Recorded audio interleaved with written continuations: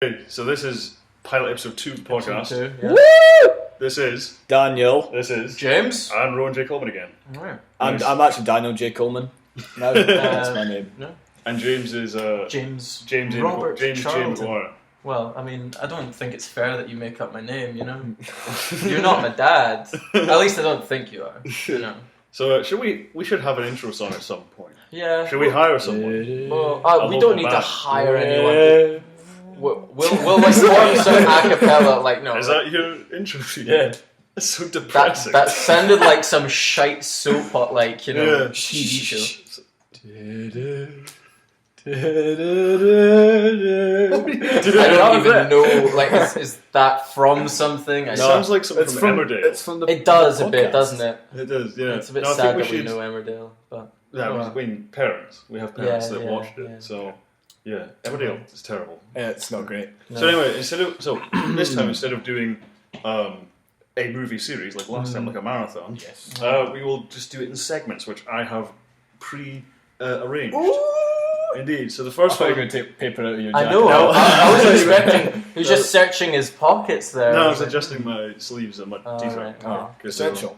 yeah. Okay. So the first one is movie news. How are you, Rowan? What one? How are you? I'm alright. Right. Well, I'm pretty devastated at Yeah, this. because I was going to say news. movie news, probably the biggest one. Like literally a couple of hours. Yeah. Yeah. Alan Rickman has passed away. Yeah, What a bloody shame! What a great guy.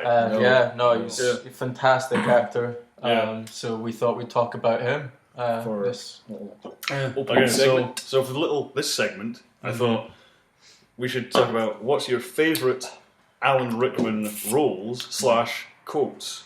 Mm-hmm. So, Yeah. Daniel, I think I know what yours is. Yeah. My role, if anyone knows me even a little bit, they probably know what my favourite role. Favourite quote isn't actually a character quote. It's something he said in an interview, and I think that as an acting student, I quite liked it a lot. He was talking about playing Shakespeare because he's played a lot of Shakespeare in his time, and he said it's playing Shakespeare is like going to the acting gym. Which I thought was quite cool. Yeah. A nice way to look at it. But yeah, my favourite role is him playing Severus Snape Of course. in the Harry Potter series. I'm a big fan.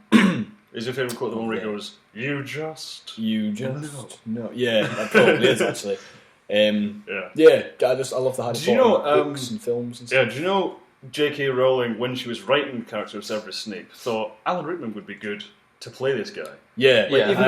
Even before she thought about movie deals or anything like It's that. one of those, you can see it as well. Yeah. It's one of those things I was actually going to say. It's like because quite often I like a lot of actors in a lot of roles, Yeah. but you can still go, "Oh, it would have been cool to see him do it. Would have been Yeah. cool to see Yeah. him do it." You With can't Snape, think of anyone no, else. he No. owns Yeah. that Yeah. character. Yeah. He does. He does do it so well. Yeah. Also, apparently, do you know when they were like putting the movie together?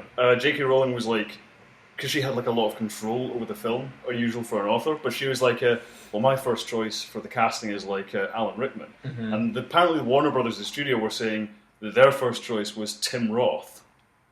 You know, the guy at the beginning of Pulp Fiction. Yeah. Yeah, but Tim Roth dropped out of Harry Potter to do Planet of the Apes.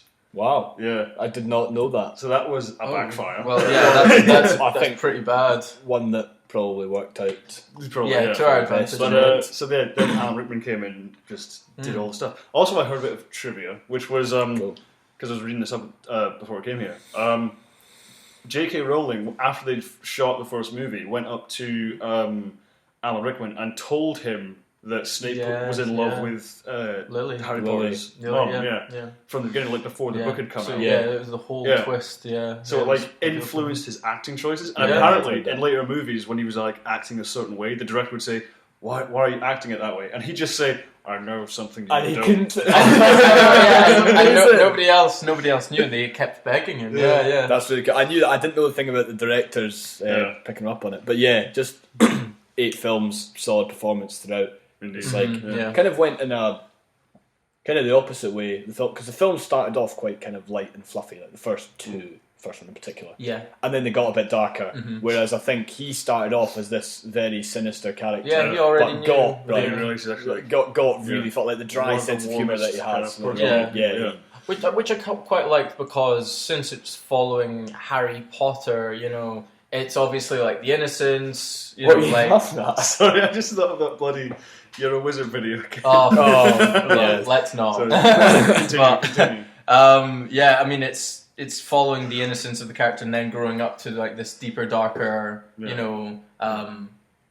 character. And obviously, he's scared from about Alan Rickman's Snape right at the start. But that's just him peering into what's to come, and I quite like that because Snape was almost like the gateway to the more dark, the more dark themes in Harry Potter. So would you say that's your favourite Alan Rickman performance? I've got so many. I loved him, especially in the last film. I think he stole the show in the last film for me. Just with the flashback, and then him, like, I think my favourite line is a very obvious one from that film, which is always, him always loving Lily, and it's just said in such a powerful way, just that one line. But I love him in so many other things. My favourite role, it was a throwdown between Hans Gruber and Die Hard. Yeah. Do you guys remember Robin Hood and the Prince of Thieves? Oh man, I know that he's in it. I fucking love that film. I cut his hat out with a spoon. Yeah, his version of the Sheriff of Nottingham is fucking hilarious. Apparently, so good. he turned it down twice until the producers told him, if you take this role, you can just do whatever the hell you want. And he was like, okay, I'll do it. And so he just goes completely off the rails in his role. It's amazing. Because it's a bit where Robin Hood, played by Kevin Costner, doing the worst English accent you've ever heard. Because he just doesn't do an English accent. Yeah. He's like, we gotta get to Nottingham by nightfall. Like, what is this? He's like, home again in England, where I am from. I know, yeah. And weird. Morgan Freeman's in that film. You always forget that. Morgan Freeman is in it playing a Saracen, a Middle Eastern character. And I love how, they're always just, they're trying to do, racism, but trying not to be racist about it, because obviously there's, the painted man. And you're just some kid calls him Painted. Yeah. And so does the witch. And then he totally destroys her with the axe. I remember that. That's good. But the best line in that movie is when Alan Rickman, he goes, I'm going to cut your heart out with a spoon. Someone asks him, why a spoon, Sheriff? And he goes, because it's dull, you twit, it'll hurt more. And then when he kills that person later on, he's like, at least it wasn't a spoon, eh? Yeah. Yeah. Good stuff. But aside from that, Hans Gruber was the big breakout for him. For American audiences especially, he was 41 when that all kicked off, so it's kind of later in terms of most careers. Yeah, well, I mean, a career doesn't spark at any given time, and that just, it's like Morgan Freeman as well. He's always been old, Morgan Freeman. Yeah. It's like Patrick Stewart. You can never picture Patrick Stewart as a teenager. Yeah. Bruce Willis has been the same age for about 20 years. Since Pulp Fiction. Yeah, he's looked exactly the same. Yeah.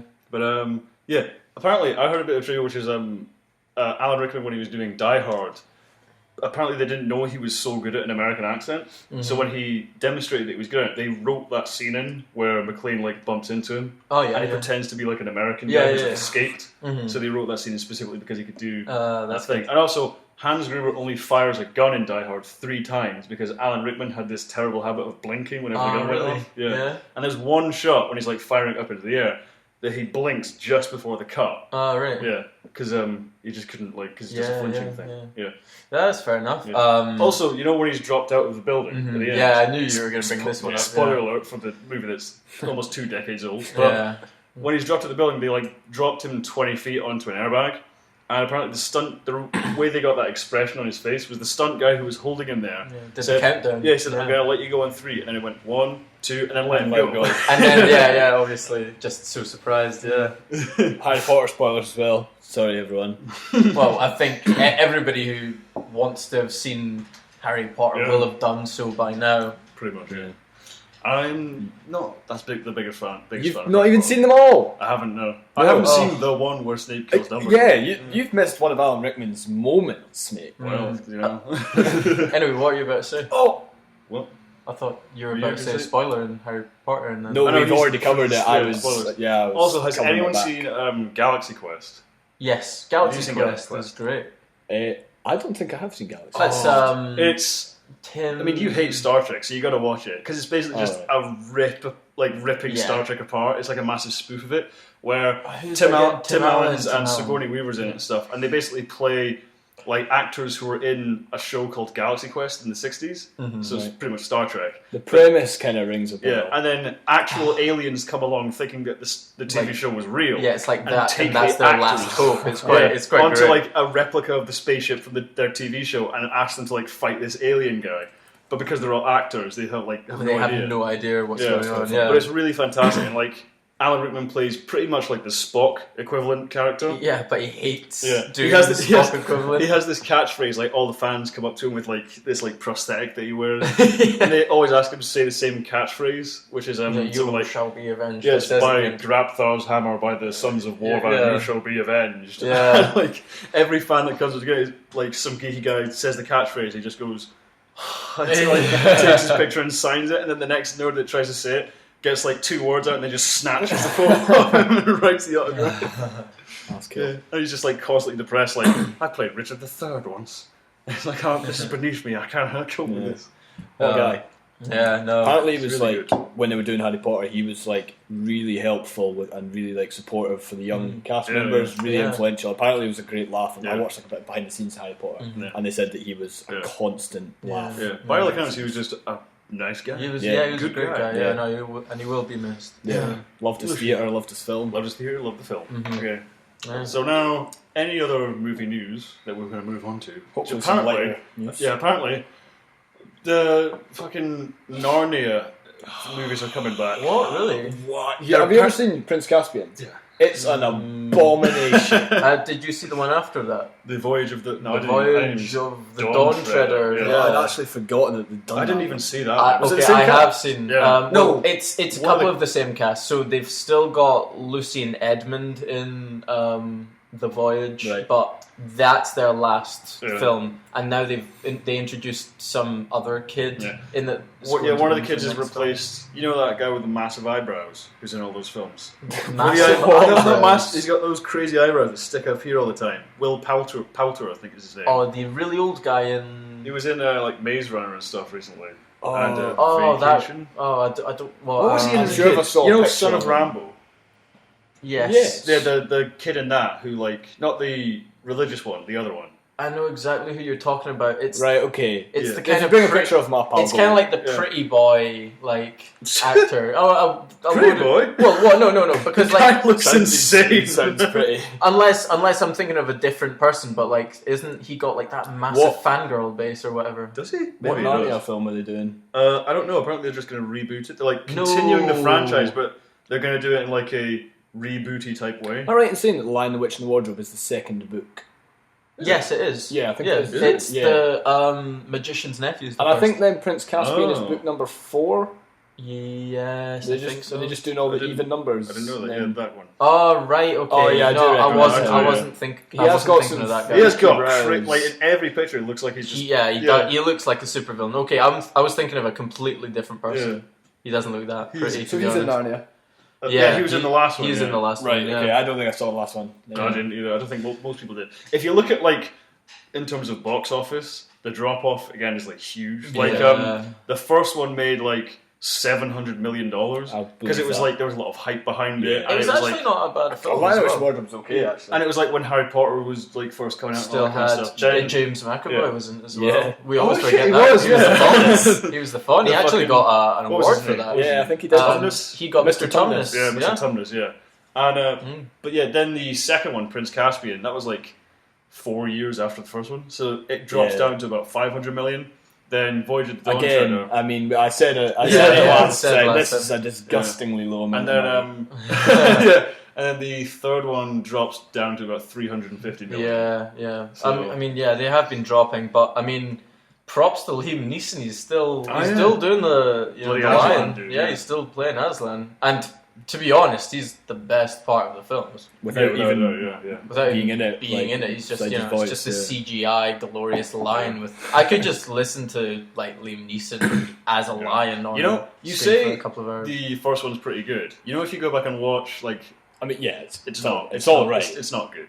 I if you- feel I like like I've the seen it for a long soundtrack time. actually. The soundtrack is great, but the like, I think it's the acting because you have like Well, Tilda. a child The guy actor, that plays this is- Peter can fuck off. Yes, that's exactly what I'm saying. Yeah? He is terrible in the He battle is sequence. awful. Like he has had. Throughout. You can tell he's had like usually when they have actors that are going to do fights, they like train them up a bit. They're like, Yeah. okay, here's the basics of sword fighting. Maybe they did like it to him for like a day because he's in that last battle. He is fucking atrocious. He's just like swinging this sword about like an absolute maniac, just at like thin air because most of it's CGI creatures and stuff. And then Tilda Swinton comes along. Is it Tilda Swinton that's in that one, or is it? It might be Tilda Swinton. I think it's Tilda Yeah, I Swinton. think Yeah, it the ice queen. It's the Scottish actress. My dad's met her. Is it? Yeah, Yeah, she it is Scottish, It's yeah. the Scottish I didn't know actress. she was Scottish. Fuck, I can't remember her Yeah. name. I don't think. She comes along and like does the fight sequence, and it's all done in slow motion because you can tell he's a terrible swordsman. She is not a swordswoman. She actually, like, for what I saw, was like, probably it's like all nostalgia. I'm talking here because I've not recently But also, watched it's the like film.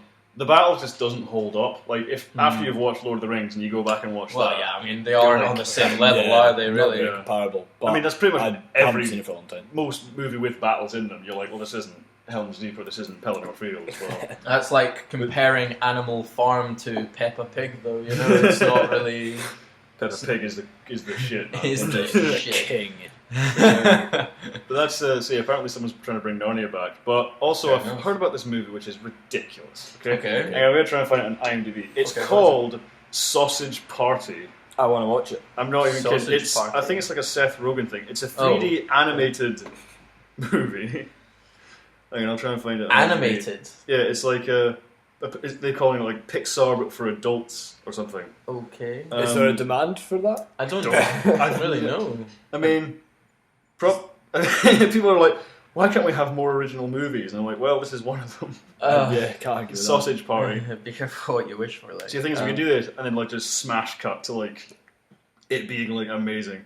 Yeah, an animated movie about one sausage's quest to discover the truth about his existence. Okay. that. Ooh. It's got Kristen Wiig, Of course, it's got James Franco in it. Kristen Wiig, James Franco, Selma Hayek, Paul Rudd, Paul Rudd. Jonah Hill, That's quite a cast. Edward Norton. Oh man. What cast? Why is Edward Norton in there? Yeah, there's Seth Rogen, Dave, Bill Hader. someone, David Krug, Michael Cera.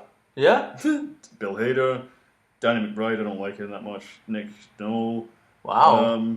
It's quite a Yeah, lot. they're throwing a bit of cash Wow. at this. Who's directing it? I wonder. Greg Tiernan and Conrad Vernon. Who have they done in the past?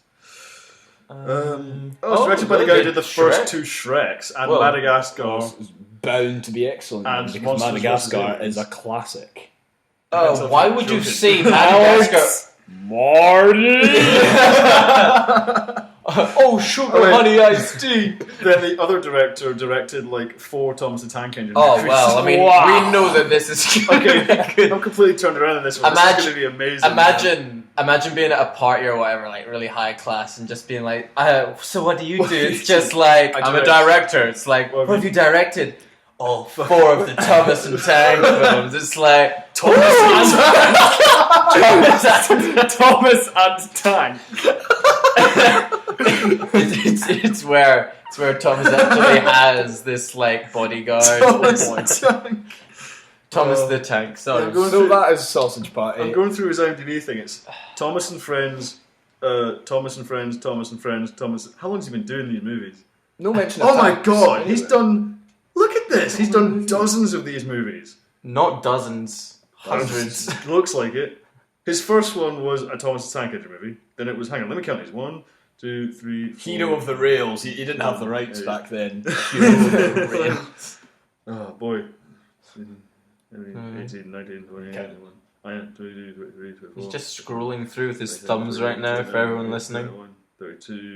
32 Thomas the Tank Engine. Well, that is Wow. that is crazy. Then they are in good hands. Wow.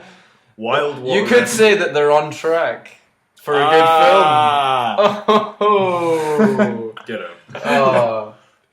His last one was Thomas and Friends.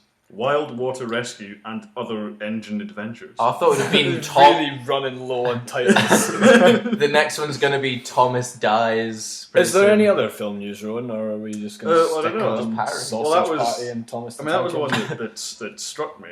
Yeah, Um, I'm guessing that sausage parties would Let's have a look strike at some you. more top UK news on IMDb. Let's have a look here. Oscar nominations. This is really professional. The Revenant. The Revenant has 12 Oscar nominations. Mad Max Fury Road has 10 nominations, and The Martian has 7. I'm not surprised by those numbers, to be honest. Yeah. And 50 Shades of Grey, Pixels, Jupiter Ascending, and Fantastic Four lead the Razzie Awards in the worst movies, which is not surprising. No, right. no. What was that? 50 Shades of Grey? What? 50 Shades of Grey leads the Jupiter Ascending and Fantastic Four. Did you ever see Jupiter Ascending? I didn't. I heard that some people really liked it, and some Really? people I heard really Eddie didn't. Redmayne was like really overacting in it. Eddie Redmayne's performance in that movie is so bad. People were seriously thinking this might compromise his chance of winning an Oscar for the Stephen Hawking movie, Yeah. just by proximity. Because it was so bad. I don't know why he went with the choice, but he's not very threatening as a villain. There's a bit where he tries, where Mila Kunis just knees him in the balls, and he collapses to the ground I would probably let Mila Kunis knee me in the balls. I probably would as well. But yeah, that movie. Someone put it perfectly, where they said Jupiter Ascending looks like it's the one movie adaptation, or no, it feels like the one movie adaptation of a 10,000 page book trilogy, except the book trilogy doesn't exist. Right. If you know what I mean, it's like was that person smoking crack? No. What he means is the Wachowskis obviously had so many ideas for this universe they're creating, but they didn't have a movie that was big enough to cram it all in. Right. So why didn't they just make a couple then? Because the first one cost $175 million. Oh, fucking. So to do 2 more movies would be. You're good at maths. I'm not going to switch on my math brain for the sake of this. Essentially. Well, 525 I don't know. Yeah, there you go. I'd rather it was a lower budget film and was actually all right. Well, really, they needed it to be they really needed it to be a 3-hour long movie that is epic. They needed it to be that, but I guess because Speed Racer didn't do very well, Cloud Atlas didn't do very well. Even though I love Cloud Atlas, I actually liked Cloud Atlas. I love Cloud Atlas a lot. Did you see Cloud Atlas? Yes, I think I did. I Yeah. thought it was all right. I liked it a lot, but that didn't do very well. Basically, aside from the Matrix trilogy, nothing that the Wachowskis have made has done very well at the box Speaking office. of the Matrix, soon. For that trilogy that was over a decade For ago. all of our avid listeners that are desperate What, for like the more. 50 people or whatever that have watched? It's about 20. It was the last one. Well, guys, 20 is good enough. Yeah. 20 is the base to springboard off something else. But what else is there? I mean, yeah, there was a Fantastic Four, which apparently Fantastic is an was- absolute bum of a film. I'm kind of wanting to watch it with Yeah, a good I couple of wanna beers, watch it. but I watched it online because I wasn't because I heard such bad things about it. I wasn't Yeah. going to pay to see it. the guy yeah. that plays Mr. Fantastic is a good actor. Miles Teller, it is. Apparently that guy's a bit of a douche. I don't know. Yeah. I've seen him in a couple of things. and Whiplash he's was good. meant to be I awesome. still haven't seen Yeah, Whiplash. he's I good still in haven't that, seen and he's Whiplash. good in. He's really funny in 21 and Over. Have you seen that? No, No. He was really I've funny heard it's in that. terrible. That movie. It's not great, but he was quite good. Okay. What else is there? Oscar predictions: Mad Max Zero to lead with 5 wins and blah blah blah. Amber Heard circling Aquaman's love interest in Justice League. Well, I don't care about that too Holy much. shit! Amber Heard's a good actress. Do you know who she is? Hey, I know her name. She's Johnny Depp's better half. Okay, Okay. better half or worse half? No, the better half. Well, what do you mean? Well, Johnny Depp's a good looking dude. Have you seen Amber Heard? No. She's gorgeous. Oh, is she? Absolutely gorgeous. I suppose. Yeah, she would be. She's with Johnny Depp. Yeah, she's Yeah. with Johnny Depp then. Yeah. Yeah, hang on. This is great for the audio listeners. Yeah. I know. Yeah, just While we're doing this, Google her. just. Oh, I know exactly who she is. What the fuck have I seen? She hasn't her been in very good movies, but I've in some Magic movies. she was at Light. the beginning of Zombieland. Oh, is she? Yeah. Oh shit! She's the one that that turns into the zombie yeah world. goes he's into his in the apartment house. and is like, And help he me. whacks her with a toilet seat. Yeah. Yeah. Oh man, that's funny. Yeah, she's also in. Oh, you probably. She looks so much younger than Johnny Depp. She is. She's like in her 20s, and Johnny Depp's in his 50s. Wow. Well, he did well for himself, didn't he? Or she did well for herself. Oh, well, yeah, I guess both. Yeah. She's in her 20s. Yeah, she's like 26, 27, Wow. 28, Jesus. something like that. Wow! I know you're a couple of years short, Daniel, and you could have maybe been, If Johnny only Depp's A bride. mere 6 years, and I could have been married to Johnny Depp. Yeah, it would have been good. If only you were rich and good looking and had several Oscars under your belt. And then- was female. Yeah. Wait, has Johnny Depp won an Oscar? I thought you were about Johnny to say. Depp, he's not won an Oscar for Best Actor. Oh. I don't think. Is Oh, that right? That's a shame. Yeah, I it think is. He's one of those DiCaprio ones that's just always yeah. managed to miss out. Oh yeah, neither is Gary Oldman. No, Really? that is The true, world he's is in not. such I think has injustice. he won Best Supporting? He No, must he's have. been nominated once. Right. Yeah, Gary someone, Oldman's so good. I know, someone Yeah, pointed he's out, not Michael Cera, Jonah Hill has had more Oscar nominations than Gary Oldman has had. No way. And I'm like, come on. Yeah, that's pretty insane. Okay, I mean, I like the I actor. like Jonah Hill a lot. Yeah, Yeah, but- Johnny Depp has been nominated for 3 Oscars. Okay, No Oscar No wins. wins. Alright, fair enough. That's a real shame. Yeah. it is because Johnny Depp. Because Johnny Depp is Johnny Depp. I Yeah, suppose I he watched some never... recently. Have you seen Public Enemies? Yes. I have. Yeah, it's quite good actually. Yeah. It's pretty good, yeah. Yeah, it was That's alright, directed yeah. by the same guy that did Heat. Have you seen that? I've not seen I think Heat. I have seen Heat. Yeah, With Robert De Niro and Al Pacino. I really need Yeah, to it's see it awesome. though, yeah. yeah, it's really good. Love that film. I need to get around to watching at some point. It's very good. Yeah. Are we It's- still newsing? I don't Using- know. I I'm don't- seeing if there's any News other from news. here until the 28th of February, I want to say, is probably going to just be Oscar related. Probably. Yeah, most likely. DiCaprio shaped speculations. Yeah, DiCaprio versus Redemy is the big. Well, that's the big I talk think right now. DiCaprio, I mean, what he went through for The Revenant was just... He's due one. Give him it, I'm please. I'm of the fairly unpopular opinion, I think, Oh. that I think he should have won it for Wolf of Wall Street rather yeah. than. Yeah. Oh, do you both agree with that? Yeah. That's not, I don't think that's an unpopular opinion. Well, because I've said it to a few people and they're like, nah. McConaughey and Dallas Buyers Club any day. And he was brilliant. He was Yeah, very yeah. good. But I thought. Thing is, though, I think if you're an actor who's like, I lost all this weight, then suddenly the Academy's like, oh, yeah. kind of thing. Yeah. Where I think just DiCaprio... I don't know, DiCaprio's been trying to put Wolf of Wall Street together for years. Yeah. I mean, here's the thing, though. In 10 years, which movie is going to be remembered more? Wolf of Wall Street. Yeah. See, because that's honestly like... I mean, you can win all the Oscars you want, that kind of thing. Because, like, Dark Knight didn't win Best Picture, but everyone still talks about that movie. Mhm. I don't It's know like- how that didn't win Best Picture. Who What won Best won it? Picture? In the Dark Knight year. Yeah. I can't even remember. What was that, See, that's the thing. 2009? You can't even remember. Yeah. Can't even remember. Must Can't have been even remember. shit. Must have been. Well, that was like 2008, so I can't. 2008. 2008. I can't No, remember. I can't think either. I remember I went to go see that in the cinema. Like, How and I many was- did the Hurt Locker not rack up 6 Oscars? Something like that. Something. And you were very upset, Rowan. Well, yeah. So Rowan and I, Rowan and I went to school together, Here's the thing. and we would sit in class, and he. Fucking glare at each other.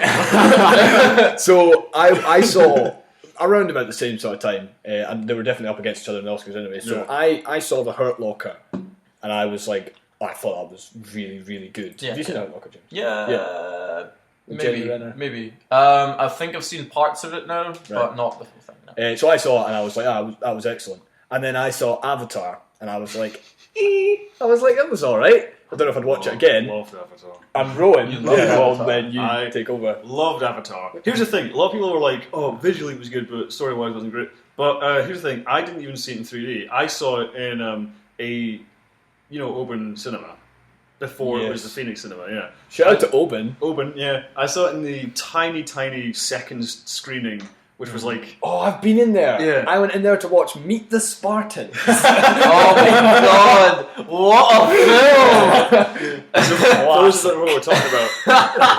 The cinema we're talking about. It's got one big screen, which is pretty good. It's a pretty big screen, but then they had A TV. Screen 2, Really? which was pretty much Big just TV. a big TV. Like, seated like a dozen people. I would say it probably seated 30 people in Yeah, that something like second that. It room, was yeah. ridiculous. But I saw Avatar in that one, and I loved it. Absolutely loved it. Because here's the thing. the story-wise, I think the world it creates is amazing. Well, it's just like I will agree with that. I think the world it creates is amazing. Technologically, it still holds up. It's mind-blowingly good. And the story and the morals, the themes have been explored before, but I think Avatar does it so well and with such kind of passion. It has a heart behind it. I think it has a heart behind it. So I think it kind of, I can overlook it's been done before to a degree. Yeah, I saw it in 3D. I think I saw it in Glasgow actually, and I've since seen it again in 2D. And I thought that some of the shots in 2D looked a bit bizarre because they looked as if they were there to show off the 3D. These kind of awkward shots of like the top of the canopy of the sort of, and I was like, it just looks a bit off. But that was I mean, although I will say, like, because again the effects in that are still amazing. Like those, those first few shots we see Natiri, she looks completely photoreal. Yeah, like absolutely real. And I was like, the whole tree coming down the burn. That was amazing. See, again, I think again the themes have been explored, but I just think the world in which it's explored in and the story the context, I think, elevates it kind of thing. Because I just think it's very imaginative, and I like the passion that went into it, all the work. And that being said, do not want to see a sequel. I thought that's a great standalone. Apparently, there's going to be 3. There's going to be 4 in total. He said he's developing it this year. It's going to start development this year. Development is about a year, and then there's another year of post-production. Pre-production. Pre-production. So it's like, hang on, the sequel to Avatar is going to be like 10 years after the first one at this point. It's going to be ridiculous. But anyway. So the story was that getting back to basically it came up to the Oscars and Rowan was like, Avatar's going to win loads, and I was like, no, Hurt Locker's going to win loads. And then I came in as if it was my football team had just came in like a fucking smug prick. Because I think Hurt Locker won. These are figures I'm kind of trying to. I think Hurt Locker won 6 and Avatar won 3. I think Avatar got best production design, best special effects, and sound design. James Cameron's ex-wife won best director. Right in front of his face. that is quite. Do you want to know? Do you want to know a cool thing? Mm-hmm. I'm related to James Cameron. Yes, I am. He has actually. He's told me that. How are you related to James Cameron? Right. So my mum's maiden name is Cameron. Right. That's just so there you go. The story stops there, guys. So her cousin was doing like family tree stuff, and apparently found him. Yeah. And it's fairly distant, but close enough that it's still Cameron. What? Yeah, apparently we are related. Right, well, that is crazy. Ask him for I'll money. text him, and because text him. Just he'll be on the podcast next week. Just say I'll get 3 o'clock, just like this. Appearance, he can have one of my glasses of water. He'll probably be like, "Oh no, sorry, I'm revolutionising a camera system, and then I'm going into space, so I don't really." I'll be like, mate, mate, that can wait. Yeah. Pilots is on. You'd be like, but James. Pints. This is family we're talking about. Who are you? I'll invite David Cameron as well, just for a laugh. Get us all together. Punches Mason. Oh god. What if he listens to this, bro? What, David Cameron? Yeah. Well, fuck him. You're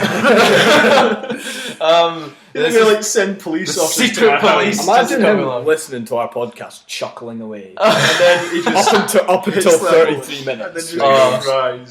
A single tear in front of his window. Oh god. We've skewed fairly far from news. What were we talking about? I think we were talking about the Oscars. We were. Yeah, Hurt Locker won 6. Yeah. The thing is, I don't think it deserved. My problem. I don't even remember what individual ones. I saw the Oscars, and then it got like best director, best film, and then it also got best actor for Jeremy Renner, best. Jeremy Renner's good. I quite like him, but wasn't the best performance. No, it wasn't even that. It was. I'm trying to think what else came out that year. He's better than Sam Worthington, but but I'm just trying to think. It's a bizarre one that Jeremy Renner's won Best Actor. We just talked about the fact that DiCaprio and Johnny Depp and Gary Oldman haven't. Yeah. But what was I going to say? Yeah, and then I think it also got Best Editing.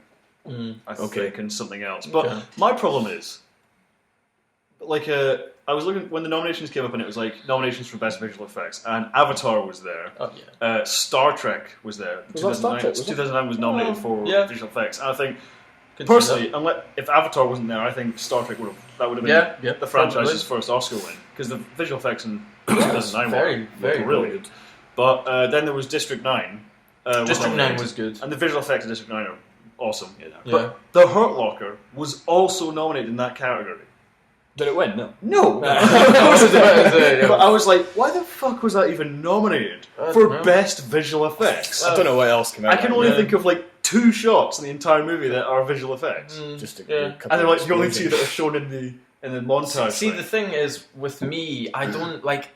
I get that Avatar was like a good film, but I've got a friend, you know who you are. I don't know for a second. Again, where I don't have any friends, Daniel. Actually, it's actually a lie.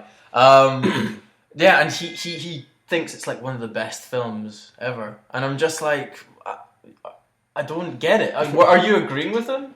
One of the best films ever. Well, yeah, he says it's definitely in probably his top 10, 20.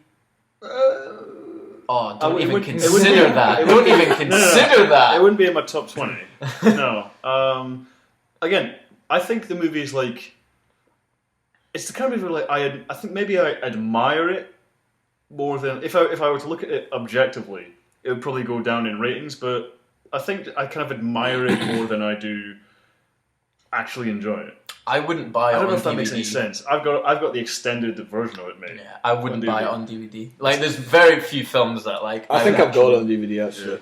Yeah. In fact, I do. It's through also, if you look at the behind the scenes, like the making of documentary, again, because from a filmmaker's point of view, I'm like, that film is fucking hell amazing, But I think it's a very important movie as well. Like, just the technological advancements made just to make that movie are amazing. Because I think... Fucking bumping my foot. But I think, like...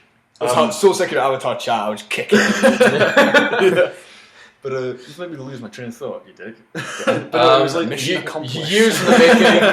There was something like 2 or 3 years. Yeah. I heard that they had to hold off on making it because they didn't have the technology. Yeah, he came up with the idea after Titanic, but then he had to wait like a decade before he could actually make it. Yeah, that's crazy. And Weta Digital, because they're the ones that did most of the visual effects in that, the performance capture especially. Because James Cameron basically saw Gollum and was like, "Well, now I can do what I want to do," kind of thing.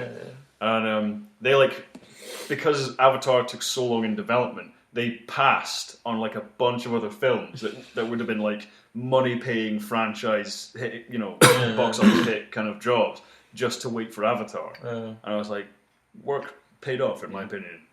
Well, there you go. But how did we get into this?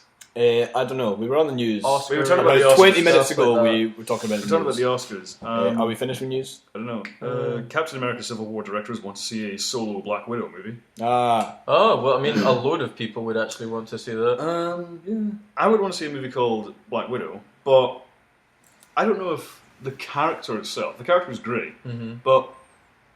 I think maybe is she at her best when she's interacting with Captain America I don't know. Interacting with another character. Well, if you think about... You could have said that sentence in Swahili and it would have made more sense to me.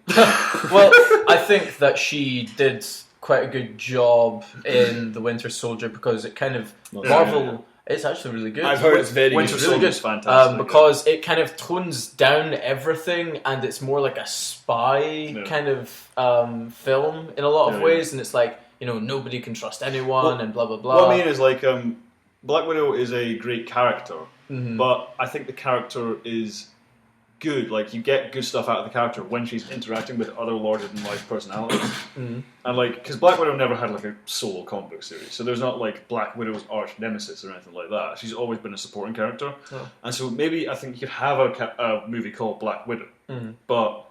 have supporting characters be the Falcon or other people like that, or because Captain America: The Winter Soldier is called Captain America, but it's also got Black Widow and a Falcon in it. Well, yeah, if you know what I mean. Yeah. So they're like sidekicks, So I think you could do it. Daniel has no idea what we're talking No, about. I have no idea. Well, but Scarlett Johansson can hold her own on I don't doubt Scarlett silver Johansson screen. can So carry a film, but I don't know if Black Widow, the character, could carry a film. well, I think that the writing, they'd obviously, Marvel have movie plots for fucking years to come. Yeah. So bangers for weeks. As Daniel always says. So I mean, they will be prepared with material. So What's this I'm one? not. Zack Snyder teases more villains in Batman vs Superman because there is always more. Do you know what? Enough. Why can't they just I'm excited not for this say movie. anything else? Yeah. The And concept of Batman versus Superman, Just shut I his thought was enough to carry a movie. Shut his mouth. Wonder Woman's first on-screen appearance should not be in a movie called Batman vs Superman. You don't need Doomsday. Okay, Lex Luthor is fine in there. That's the villain. That's the guy. Just have him. I don't need any more villains. Apparently, there's rumors Aquaman's going to be in it. The Flash is going to be in it. So I'm like, this is no longer a Batman versus Superman. Daniel just sighed. Daniel, for those A that single didn't hear sigh. Daniel's not on board with the DC movies. Oh, right. Well, here's one point that we're actually going to talk about, which we all fucking forgot. Well. One TV series that each of us would recommend. Oh, no, actually. that's later. That's later. Is that later? Later, James. Spoilers. This is the Fuck. news segment. I thought you were Well, going I thought news segment were I like thought you were going to scrolling- come up with a bit of news. The biggest bit of news that we've forgotten to mention. Well, not forgotten to mention, but we haven't mentioned. Well, Friends is coming back. oh. Well, What do you mean? Oh. I think yeah, no. it had its run. I'm not really. Nah, Friends is coming back. I don't know if the same writers are going to be in, but if it's the same writers, it's going to be funny. Simple as that. Yeah, it's one special, and I think it's a 2-hour special. here's the isn't it? thing. I think Friends was great. Fantastic TV show. I think 10 seasons is enough. 10 But it's been seasons. 10 years. I don't care though. Do you know what? Before it got announced, I was against the idea of a Friends reunion. And Matthew Perry did an interview where he summed it up perfectly, where he was like, everyone loves Friends. Now, if we do a reunion thing and it's rubbish, people are going to remember that. And I agreed with that. But because it's now been announced, nothing I can do about it, I'm stoked. Yeah. See, I'm also like that with they're bringing the XFiles back. Yeah, Oh, they I are. heard about that. It's the same It's guy. like a It's miniseries. Mulder, yeah. I don't care. I don't care though. I also don't give a shit. He's finished. He's wrapped up with Californication now, then, has he? Oh, didn't. Shitting on Californication. But like, Whoa. no. Here's the thing: the X-Files. What if you go back and watch the X-Files? It really doesn't hold up. Like, it doesn't hold up. There's some good ones. I know there's some good episodes, but it doesn't hold up as well. But I think the 5th season. I never watched. I wouldn't know them by season. Yeah, but because I kind of did like a marathon with my family and stuff. But you were a couple of notes off. I know you. I was like, what was that? I was. That's it. Yeah. There you go. But, just getting an a cappella podcast. But what was I going to say? Yeah. By the time you get to the 5th season, you think, okay, this should be it wrapped up. But it just keeps going. And it's clear that the writers don't have a plan. Doesn't the T-1000 replace Mulder? Yeah. Robert Patrick replaces Mulder in one of the Oh, seasons. not like. Not the actual T-1000. Actually, the T-1000. That would be cool. I would save the show for me. Yeah. The T-1000 show. Oh, if there's room for T1000, put T1000 Yeah, in. but apart from in Terminator Genesis. Which, if we're doing a 2015 Oh, segment, we'll may get- come up. We'll get to that. But yeah, the X-Files. The first season is Mulder and Scully working together on strange cases. Did they ever bang? Yes. That's the question. That's the big question. But they like got together at the end of season 8. Were together through season 9 and then the second movie. But then apparently in this new show they've broken up again. Oh, they took their time, Oh, didn't no. they? Which again, I don't give a shit. I don't care. Because it's just going to be this new show after 9 seasons and 2 movies. This show is going to be Mulder and Scully investigate weird cases which could link into a larger conspiracy. And I'm like, I have seen this for 20 years now. I don't care. Yeah, I 'Cause can't say I'm One bothered reason, at all by it. one show that I watched recently on Netflix, which I recommend, is a show called Fringe. Oh, I've not seen Fringe. Mum loves it. Well, you Right. should watch it because basically takes the X-Files, throws it in the dirt, and kicks it to death. Because wow. Fringe started out as clearly like an X-Files for a new generation. Because it's like this team of FBI agents investigating. I've not heard anything about it. It's really it's on Netflix. I recommend it. But it's basically like these people investigating weird cases on fringe science. That's what it's called, fringe. Right. But it links into. So it's not like someone with a really weird fringe. Yeah. But then it links into like a much, much bigger, really fucking cool, like overarching story. Yeah. And so like by the time you get to the third season, like the first seasons are kind of episodic, but then by the time you get to the third season, like half of it's main story, half of it's episodic. Yeah. Then the last 2 seasons are all main story. Okay. And the main story is so good. I've heard it's very good. Yeah, it's like, but also Fringe knew when to quit. Yeah, like that's good. That is as valuable a thing you can say about anything. Yeah, like it's 5 seasons. I refuse to watch it anymore. Fringe is like 5 seasons of a great story with fantastic characters, great episodes, and then it stops. It comes to its natural conclusion, and it's great. There's nothing I hate more than a natural conclusion, and then people going, but there's more, and then you're like, oh, come on. Because I feel like 5 seasons is great, because again, Breaking Bad had about 5 seasons, didn't it? Yeah. Again, comes to its natural conclusion, it's fine. Yeah. And like, but then if you go 7 seasons, I think, well, that pushes it a bit. It depends on the show. It depends on the show. Like, I mean, like, I think Simpsons is actually trying. Is actually. Simpsons must be close to 30 seasons now. It's like 25 or something, probably. But I think 5 seasons is perfect. 7 seasons can still get away with it. Like most Star Trek TV shows are 7 seasons, which are fine. But there's a lull. There's like a noticeable lull after the 5th season in all 3 of those ones. Voyager, Next Gen, and Deep Space Nine is one I'm talking about, which neither of you have seen. No. I'm not a Deep Space guy. So. Deep Space Nine is one. Never mind. Never mind. But, well, that just kind of confirms it, I was saying, it? so 5 seasons is perfect. Fringe wrapped itself up in a much more interesting plot. X-Files has been going for 9 seasons, for 2 movies, and then another series, and it's still the same. Yeah. Like, there's just, it's not... You've got to have the content. Like, Game of Thrones season 6 is coming up, and sure we're all ready for more of that, and probably a couple more after it. Although I think they're just doing 8. Yeah, I think so. But again, Game of Thrones has a reason to keep going for that long. Yeah. It has enough content to keep it going. It's like the main story isn't over yet, you know. Yeah. Whereas I'm kind of hoping. So a series that I'm watching now is House of Cards, and I'm kind of hoping season 4 is going to be the last season. Yeah. Because I don't know how much. Shall this be the TV recommendations? All right, let's just get into it, because we might as well. I think news is done because the only other 2 headlines are about Khloe Kardashian. And I don't give... Yeah, that's something for another podcast, guys. No, it's not. And not one for us. Not one that we'll be in. No. That was what I was getting at. It'll be 2 hours of dead air. Yeah. Right, well... So TV show. So I was saying Fringe, fantastic. Fringe, yes. Watch that, it's on Netflix. It ended, I think it started in 2010. Okay. Was it? No, it's probably earlier than that. 2008. I thought it was slightly earlier. Because it ended in 2013. Okay. But also, production-wise, Fringe, fucking awesome. Yeah. Like, holds up really well. Most of the effects work, even when it's like completely CGI, which for TV, CGI and TV's never really that good. Yeah. But Fringe holds up very, very well. Well, very good. Yeah. Nice. Also, it's a J.J. Abrams TV show. Oh, right. Which, because J.J. Abrams seems to have this pattern before that, which was with Lost and Alias. Both of them started off really interesting. Yeah. Then it was clear. Again, they just didn't know how ran to. out of ideas. They had no idea how to end it, kind of thing. So, like Alias. Have you ever seen Alias? No. I think I saw the first episode. Yeah, it was a thing in the 90s. It was like Jennifer Garner thing where she's like a spy. Okay. And that one, there was a really interesting story idea which came up in the first season called the Cabaldi artifacts, which was like a guy that lived 1,000 years ago but had like written program code. So like machine code for computers, but it was 1,000 years ago.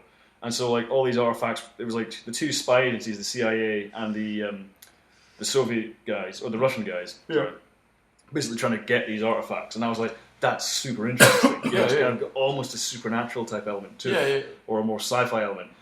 Goes fucking nowhere. Absolutely nowhere. Not watch the first episode of that based on what you just said. Yeah, don't. Because I stuck with it for 2 seasons, and when I realised, I was like, this doesn't go anywhere. It's just, there's no point. And Lost, again, very interesting premise. Yeah, we all know the way that Lost that just way. got lost. Someone told me the end of Lost the other day, and I couldn't believe how rubbish it was. I was like, seriously, of all of that I wasn't even as drawn to it as people were. I've seen the first few episodes, and I was like, I can see why. But the thing is, I came to it so long after that I was like, I can see why this is good, but I am reliably informed by everyone on the planet that it's rubbish later on, so I kind of don't want to continue it. Yeah. But, so those are two things like it's kind of like a great relationship, but you know it's going to end badly, so you just don't go for it. Yeah, so it's like, so that was like the other Abrams TV shows, but then Fringe, you can tell they had mapped it out. Like they had got the story arc like down of like, this is where we're going with this kind of thing. So it all kind of fits together in a really satisfying way. So it's always good when they know where they're going. Yeah, would highly recommend Fringe. Right.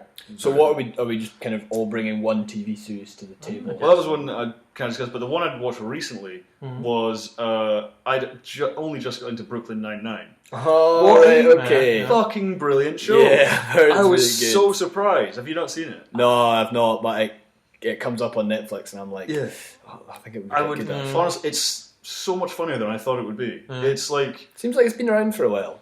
It has. It's like, it has. I think it started in 2013, I think. Yeah. I can't put my finger on why it's so funny. I think it's like the characters are so good. Andy Samberg is brilliant in the show. He's really, really funny. Just all the cast are really, really great. And that's really, I think, it is like the characters are just so great. Their interactions are so funny. It gets to the point where I think for the writers, like the characters are so well defined and their personalities are so well. They're kind of ranking themselves. Yeah, you can just put them in a room and it'll be a funny interaction. Okay. Kind of thing. Yeah. That's good. It's really, really good. I highly recommend it. Just a side note, actually, to that. I've kind of seen slight bits of it. I didn't quite get into it, but I mean that might have just been me not, putting my full attention to it. But I've started watching Arrested Development recently. Oh yeah. Such a good TV show. Like I was just so surprised I'd not seen it before, but I think it was over the Christmas holidays. My brother just was watching this. I was like, put that back to season 1, episode 1. I was like, let's get into this. Yeah. I'm like halfway through season 2 right now. Yeah. Just such good characters. Also, Jason Bateman, I think, is a highly underrated actor. Yeah, he's so good. Really good. He knows his timings and everything. Yeah. He's great at playing like the straight man. Yeah, where like he's the one that's like the butt of all the jokes, so he's the one that has to sort everything out. Kind of thing. He's really, really good at that. I think he's really. Also, Michael Cera is in that when he's like 12. He's about 15 actually. Something like that. It's ridiculous. It's so good though. He's actually really good. It's like that's a good start up to your career. Because when he popped up, I was like, oh my god, Michael Cera. Yeah. But no, that was just a side note. That's not my TV show, but yeah, Brooklyn Nine-Nine is actually kind of similar to it in terms of the style it's done in. Yeah, okay. Nice. Really good though. Yeah, but done. Okay, the TV show that I picked is one that I just think people should watch because not enough people watch it, and it is so good. We know it is so good. Yeah. Do you know what it is? I'm pretty sure I know what it is. What? House of Cards, right? No. Oh. No. I think lots of people watch House of Cards, and I think this show is far better than House of Cards. Oh? Yeah. Peaky Blinders. Oh, right, okay, yes. What a show. It's so good. The performances are brilliant. And every time I speak to someone about it, I'm like, do you watch Peaky Blinders? And they're like, no. I'm like, watch it. And they're like, yeah, I'll get around to it. I'm like, no, go home and watch it. Like, it is so brilliant. Cillian Murphy, I've seen him be good in a few things. Tom Hardy's in that as well, isn't he? He's in season 2. Second season. Cillian Murphy, it's the performance of his career. Yeah. Absolutely. He kind of blows everything else he's done out the water. He is fantastic. Yeah.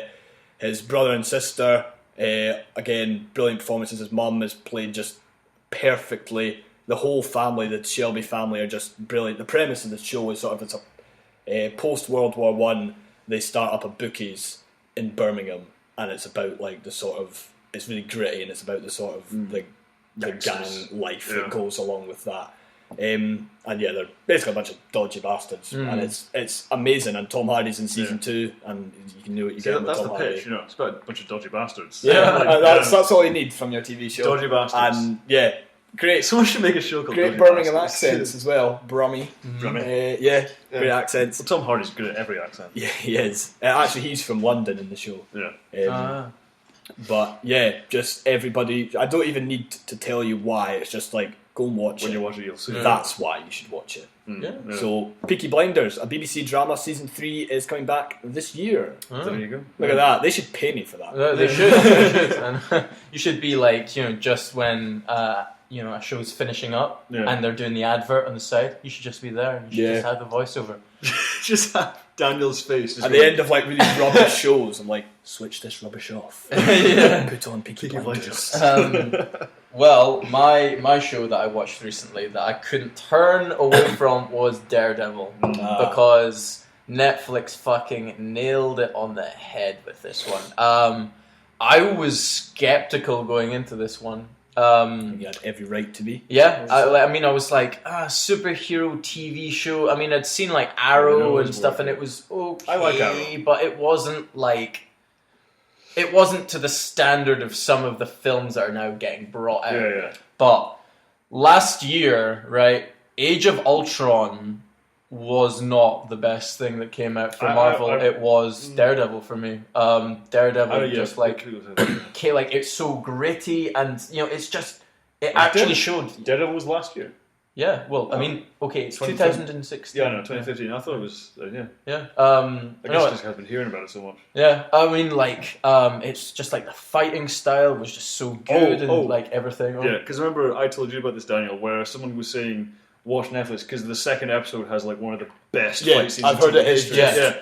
It's and I was so good. Yeah, it's for me, so because you know me, I've watched like countless just kung fu films of like Jet Li, Jackie Chan, Bruce Lee, just Donnie Yen, all those guys. So I'm like, right, it's got to be pretty fucking like on its A game. And I watched it and I was like, okay, it's a single take. It's a single take. Yeah. For I was going to say for audio listeners, it's only audio listeners.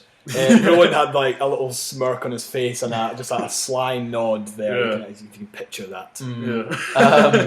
But yeah, I mean, just it's so good being able to reignite a fire of remember that film Daredevil. It is a good film. Yeah.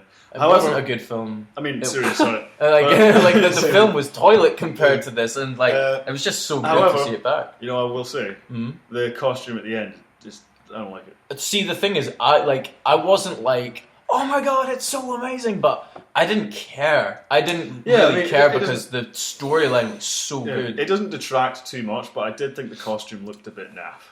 I thought something the way the helmet sits on the guy's face, that he's always kind of got that weird smirk, and Charlie Cox played a great actor, but so well as well. The edge of the costume, it doesn't fit snugly to his face. I feel like I can fit my whole hand in the side of his mask. I'd like to see I think it just looks a bit silly. Well, I mean, if that's your quip and that's why you're not going to watch the show, no, then I've already you can fuck off.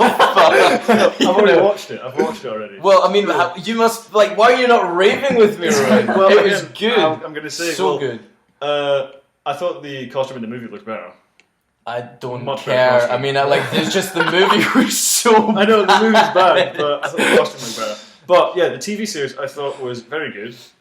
I did not think it was the phenomenon people were telling me it was, though. Really? Yeah, Maybe did people big it up too much? I think so. I think people were telling me it's like someone told me it was like Breaking Bad, but with the superheroes, and I was like, well, I mean, you can't compare anything to Breaking Bad. Breaking Bad is its own beast. Yeah, really. I was like, that's a high mark to reach, and I thought a very good TV show, very well produced, acted, good story. I thought the ending was a bit weak. Well, I mean, it was just setting up for the next season, really. But I thought, very good in general. Punisher's going to be in the next season. I've heard that. Yeah, I think I prefer Jessica Jones though to Daredevil. I'm watching Jessica Jones, but I've not been hooked to it. I'm like halfway through. David Tennant's amazing in everything. David Tennant's fantastic. The girl who plays Jessica Jones, absolutely spot on as well. That's the chick from Breaking Bad, isn't it? Yeah. Jessica's girlfriend. She plays it so well as well. But I was watching them next to one another, Daredevil and Jessica Jones. What? I said you have 2 TVs. 2 TVs. That's such a weak. But Basically, You're just so happy with that joke. Daniel is creasing this in. I enjoyed it.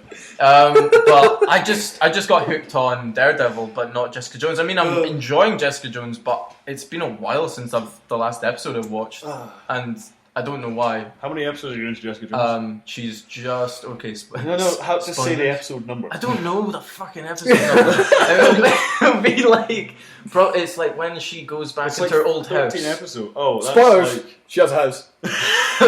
Lol. The house is actually hugely important. Oh. That is actually spoilers. Well, if you didn't say well that, done. maybe the audience would have known. Well, they would have figured out when it's mentioned. Well, Anyway. I mean, Yeah, I prefer Jessica Jones to Daredevil. I thought both shows are very good, though. yeah, I mean, I'm really appreciating that, like, you know, they are able to take out stuff like that and actually put it into TV series. Yeah. So it isn't all just wasted on movies where, you know, they only will show, you know, the big hitters as. Do you know what, though, I'm kind of torn about, which was because, again, this is me talking about things neither of you watch, but apparently there's a new Star Trek show coming next year, and I'm a little torn about it because they say CBS are the people who do it, and they've said they're going to make a new Star Trek TV show, but they're going to air the first episode on TV, but then they're going to... could be shit. Well, they make Supergirl. You got him there, James. We got him on the rope. But then they say they're gonna show the show exclusively on CBS All Access, which is pretty much. It's all I'm thinking about now. What? This is at CBS. You just got eyes. But yeah, they say it's just going to be on CBS All Access, which is pretty much their Netflix thing, but only for their shows. Right. And I'm thinking, okay, I love Star Trek. I've been watching it since as long as I can remember. Yeah. CBS does not have enough other good shows for me to justify paying them a bloody subscription to watch one show. Yeah. Yeah, that's a pretty shitty. I'm thinking move, that's a terrible idea. Yeah. I think for their own, like that will affect them. I think because people like you will say, "Well, what else?" I know. I'm a Star Trek fan. You know how much I love Star Trek. Yeah. I owned the Star Trek fact files. Okay, I know this shit. Wow. I love Star Trek so much, you know, but I will not. Do you show all your dates there? I just log entry 135. She ran away. It's Captain's log. Captain's log. Captain's sorry. log. Yeah. Right. And there's more numbers. Well, maybe that was an early one. There's 6 numbers to the start date. What? So they say Captain's log entry 000001. No. On the basis that they might make 100,000 one day. What? No. The date is like the year. Oh, right. It's It's like not a just year, like 1, okay. 2, 3, 4. No, there's a year, then That's there's a dot, silly. then there's the days. So say the year is like 2317, like Captain's log 2317, then there'll be a dot, and then they'll say the number of days they're into that year. Oh. So if they're like 40 days into the year, there'll be Captain's log Why don't they say 2317. like August 1st? Because it's in space. I guess, do they not have Do they not months? have a calendar? Well, no, it's because of relativity and because calendars are not universal across. So do they not have galaxy. Christmas? Well, they don't have calendars on Mars? What? No, because a year on Mars is different than a year on Earth, isn't it? Guys. Why don't they just work it in Earth years then? Because that's very, very complex. No, just bring a watch. No, to extrapolate that out, also because they're dealing with light speed, which is relativity again, so people will age at different rates. No. You have to have a star date. Essentially, you have to have a star date. I'm pretty sure people are aging listening to this podcast right now. I'm pretty sure they're dying. This is important. How did we get to that? Because I was talking about TV shows the TV and show. the new Star Trek one. Right. What I would do is I'd probably wait, and if it got good reviews, then I'd maybe watch How it. much would it set you back to go all access? It's Netflix, so it's about £5. But I'm already paying for Netflix. I've already got subscriptions and other things. Hashtag student life, am I right? Indeed, yeah. Well, okay, that's the problem because I don't know why people don't adopt more of like a freemium model like Rooster Teeth does. You know how they have shows you can Shout watch. out to Rooster Teeth Indeed. Podcast. Because you know how they have shows where you can watch free. Then if you go on their site, get a sponsorship, there's exclusive shows. Yeah. I don't know why more And you things can watch stuff like the podcast that they do live. Yeah. And stuff like that. And I don't know why they don't do more stuff like that because at this point you're going to have Netflix, you've got Hulu, and you've got Amazon Prime, and you've got now CBS All Access. So if there's HBO Go, so that's what. So if you want to watch everything, Yeah. it's suddenly costing you £25 a month. Well, HBO Go is about 10 to 15 quid anyway, Oh, right, okay. like straight off the bat. So it's going to be like 40 quid to watch everything you want to watch. Yeah. So I'm thinking, look, just have some shows that are free, Yeah. or if you want to pay for it, just have pay for to see it early, but then free users can still watch it, kind of thing, and just use ad revenue because 4OD is all free. Mm-hmm. You can watch IT Crowd and all the Channel 4 shows free, Yeah. but they just make money off ad revenue, Yeah. and they're doing fine. Yeah. Well, I completely agree with you. I mean, it is something that's this whole new revolution of how to, watch TV online now. So Also, plenty of YouTubers make a healthy living off their shows. Oh, They they do. do. Yeah, They do. Freddie Wong, he produces a TV show, Video Game High School, and that does fine without being on a subscription service. Do you know that guy KSI Yeah. has an album or an EP out? Does he? Where he has now started his rap career. And based on the posts he now puts on Facebook, I'm guessing that people are very upset by this because he doesn't really play his Xbox anymore. Apparently he doesn't make FIFA videos, which is what he got famous for. And people are like, mate, your music is absolute turd. Why don't you just shout at FIFA players again? That's what he's good at, yeah. But I don't really watch KS anymore. No, neither do I. Anything else? Is that for TV shows? Yep. Yeah, So- really. I mean, Okay, so now the other segment is okay. favourite and least favourite movies of 2015. Dan, do you want to start us off? I don't actually want to start. Well, I missed some of the big hitters in 2015. Yeah, So I same. feel a bit ill prepared. Well, again, this is why it's favourite movies rather than... Yeah, alright, okay. So so some of them just bear in mind, I've not seen The Martian. I really need to see The Martian. Yeah. I've not seen Straight Outta Compton. I haven't seen that either. And I have not seen, what's the other big one? I've not seen Mad Max. Oh. You've not I have seen Mad not Max? seen See, that's Mad the Max. reaction, Yeah, I know. You know what I saw instead of that? What's that? I might bring it up later. Oh.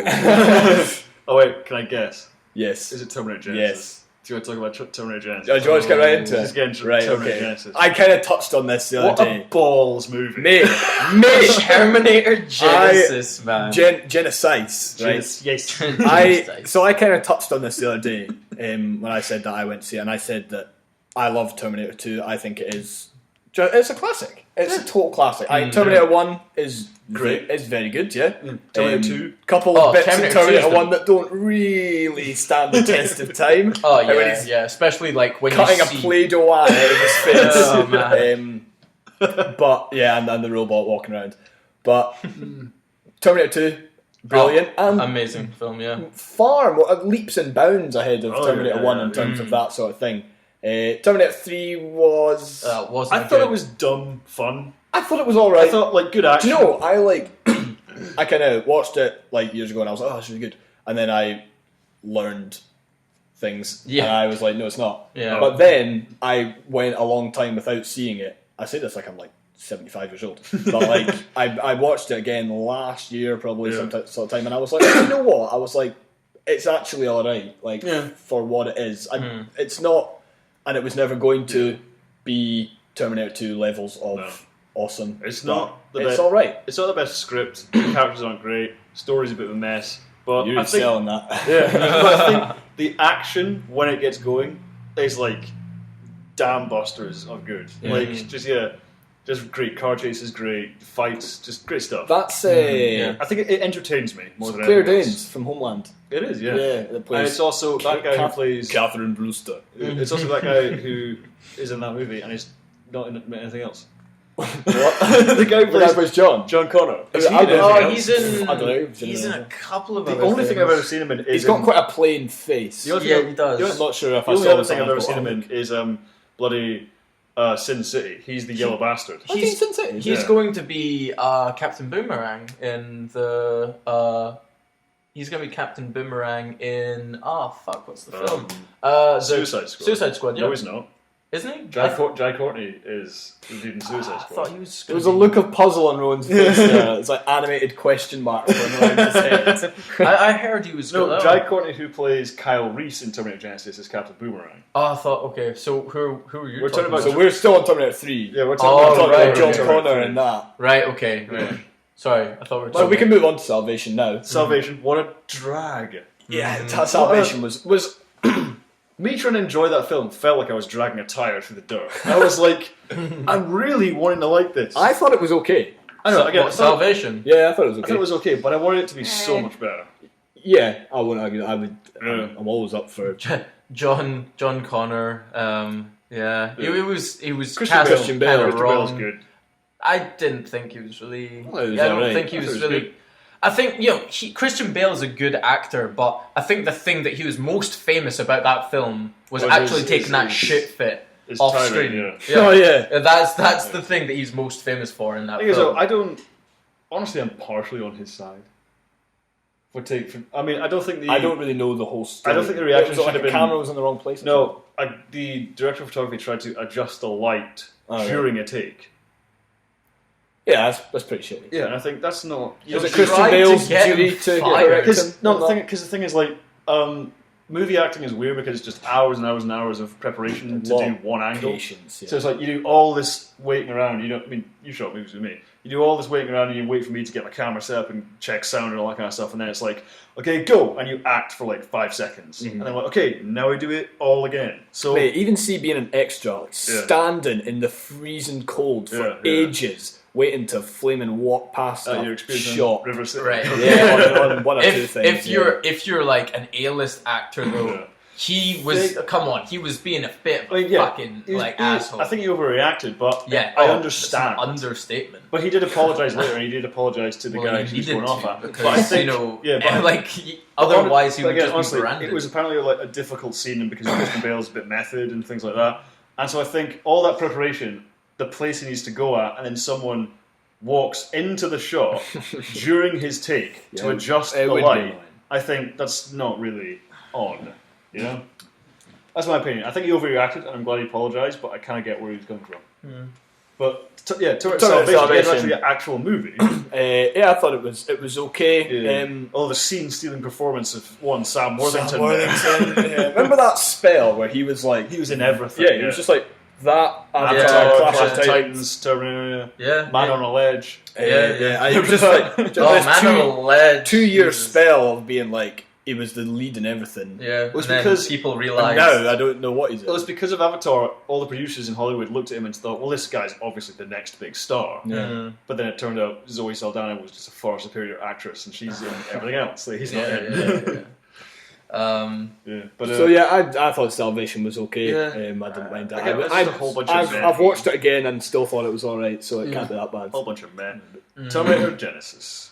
Well, Have you two seen it? Yeah, I have, yes. Right. bit of a car crash, really. It's but fucking dreadful. It It is bad. fucking dreadful. it was one of those films that I was like, I knew was going to be pretty bad, so I was like trying to make the best of it by drinking a couple of beers and trying to enjoy and just laugh. Do you know what? It's not At just most of it. bad. It's totally pointless. Yeah. Like you just left and you're like, what?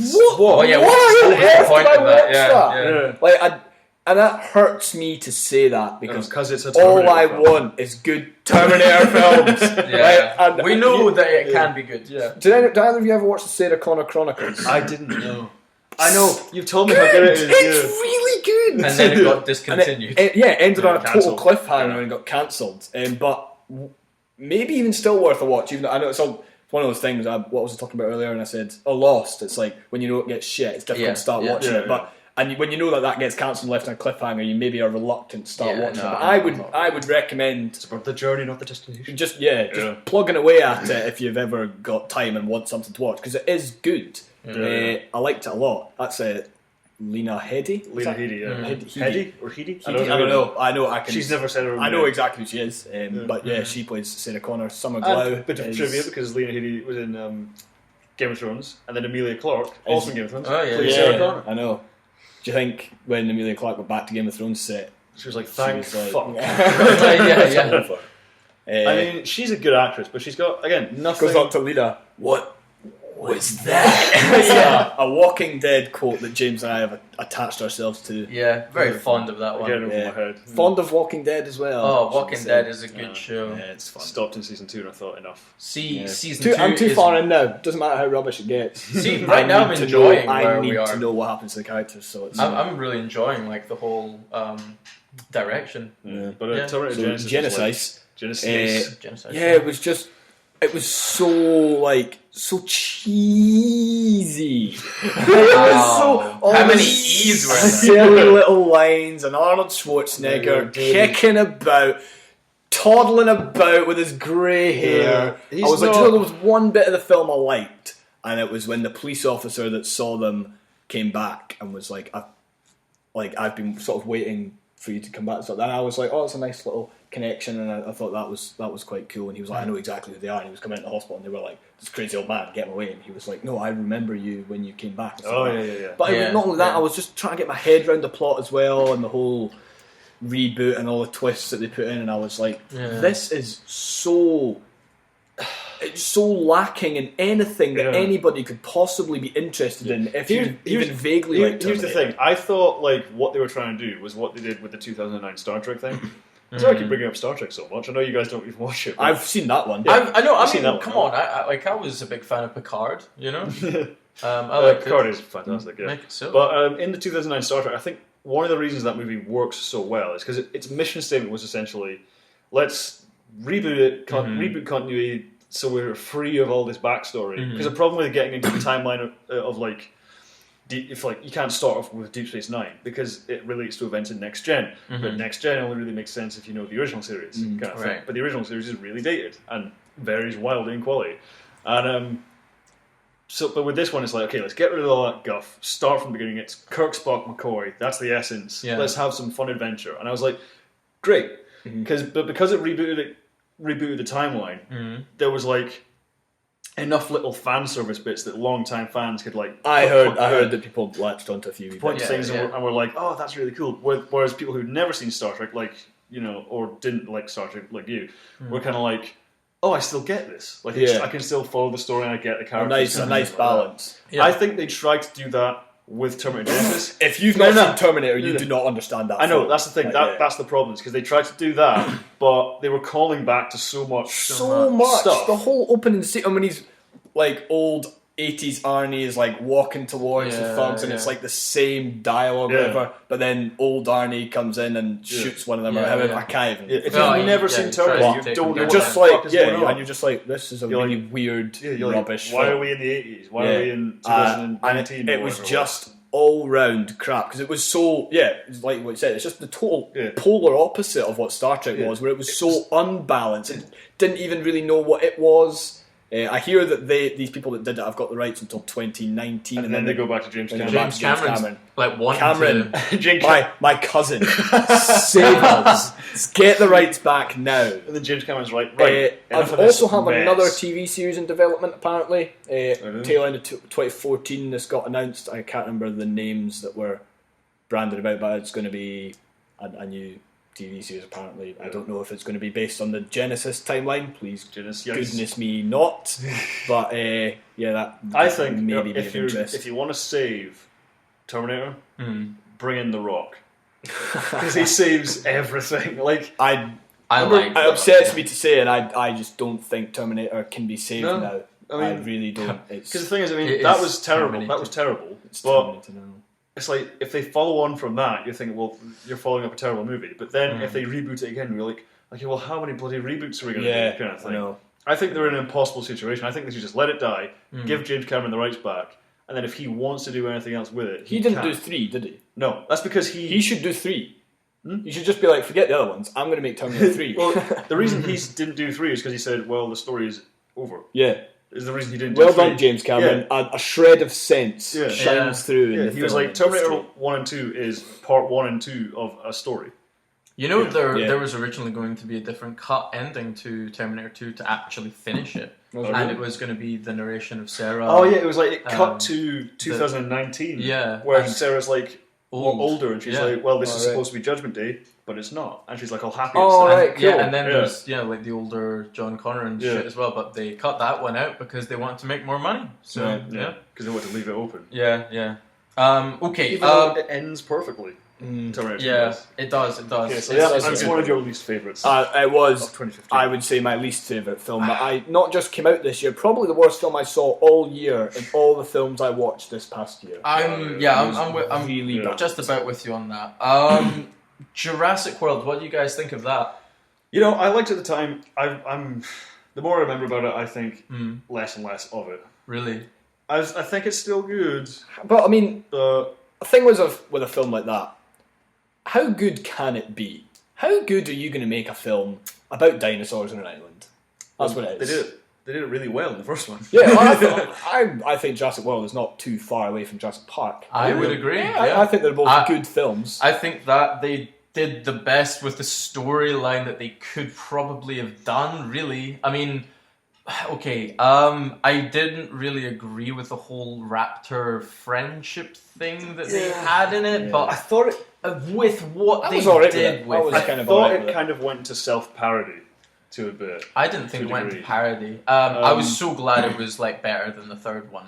Well, it needed to be. Yeah, it did need to be. I mean, I like it, but don't think I would buy it on DVD. I probably won't buy it on DVD. One film I would, Mad Max. Mad Max Fury Road.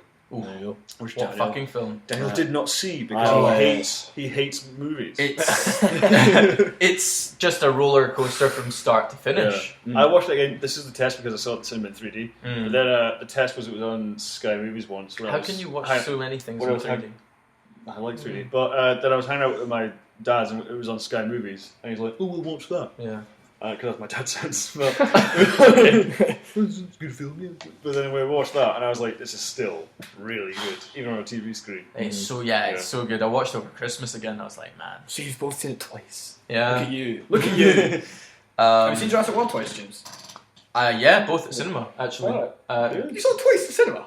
It was because when my girlfriend at the time, like one of her like friends was like down or some shit, and like so I was like, right, okay, if they're going along to see Jurassic World, then I will as well, And I was good like pals with her friend as well, so and I enjoyed it just as much, really, to be honest with you. So the thing is, I may have an altered opinion of it because I like halfway through spilled all my popcorn over myself. And I was like, fuck it. Fuck this film. And also there was a guy next to me who he must have eaten something terrible because he kept letting off the worst. Oh, man. It was like a bioweapon was being deployed. Can you every time you think of Jurassic World, can you smell it? Just lingering. Maybe I need to watch it again and like just not. You have ever watched a distraction. film when you're like stinking ill? Yeah. And it's like you think of the film, you're like, ugh, I was so ill. Slumdog Millionaire for me. Really? Yeah, I don't like that film because I was so ill. Shout out to our French teacher in high school, Rowan, who abused one boy because he said he didn't like Slumdog Millionaire. I didn't really like it, and she just ripped him apart. Really? Like they had a bit of heat between them She told already, him like his parents weren't good. she was like, of course you didn't like it. I won't say his name. And it was like, of course you didn't like it, blah. It's like, you don't like anything if it doesn't have guns and guts. She just went on this absolute tirade. We were all just sitting there like, okay, Jesus right, Christ. okay, Obviously having a bit of a bad day. Maybe I just won't say that now. Yeah. I've actually never seen it, but I don't think he said he didn't like it. He was just like, no, he just said, it was like fire erupted around her. It was amazing. Oh, Jesus Christ. I forgot all about that. I forgot about it. It's all I think about when I think Slumdog Millionaire. When James thinks of cold, I think of that boy. See, I'm going to get him to listen to this. Slapstick film that I didn't expect was actually going to be this good last year. Minions. I actually really enjoyed. Never Minions. seen Despicable Me. Never seen Despicable Me. No, man. Really good.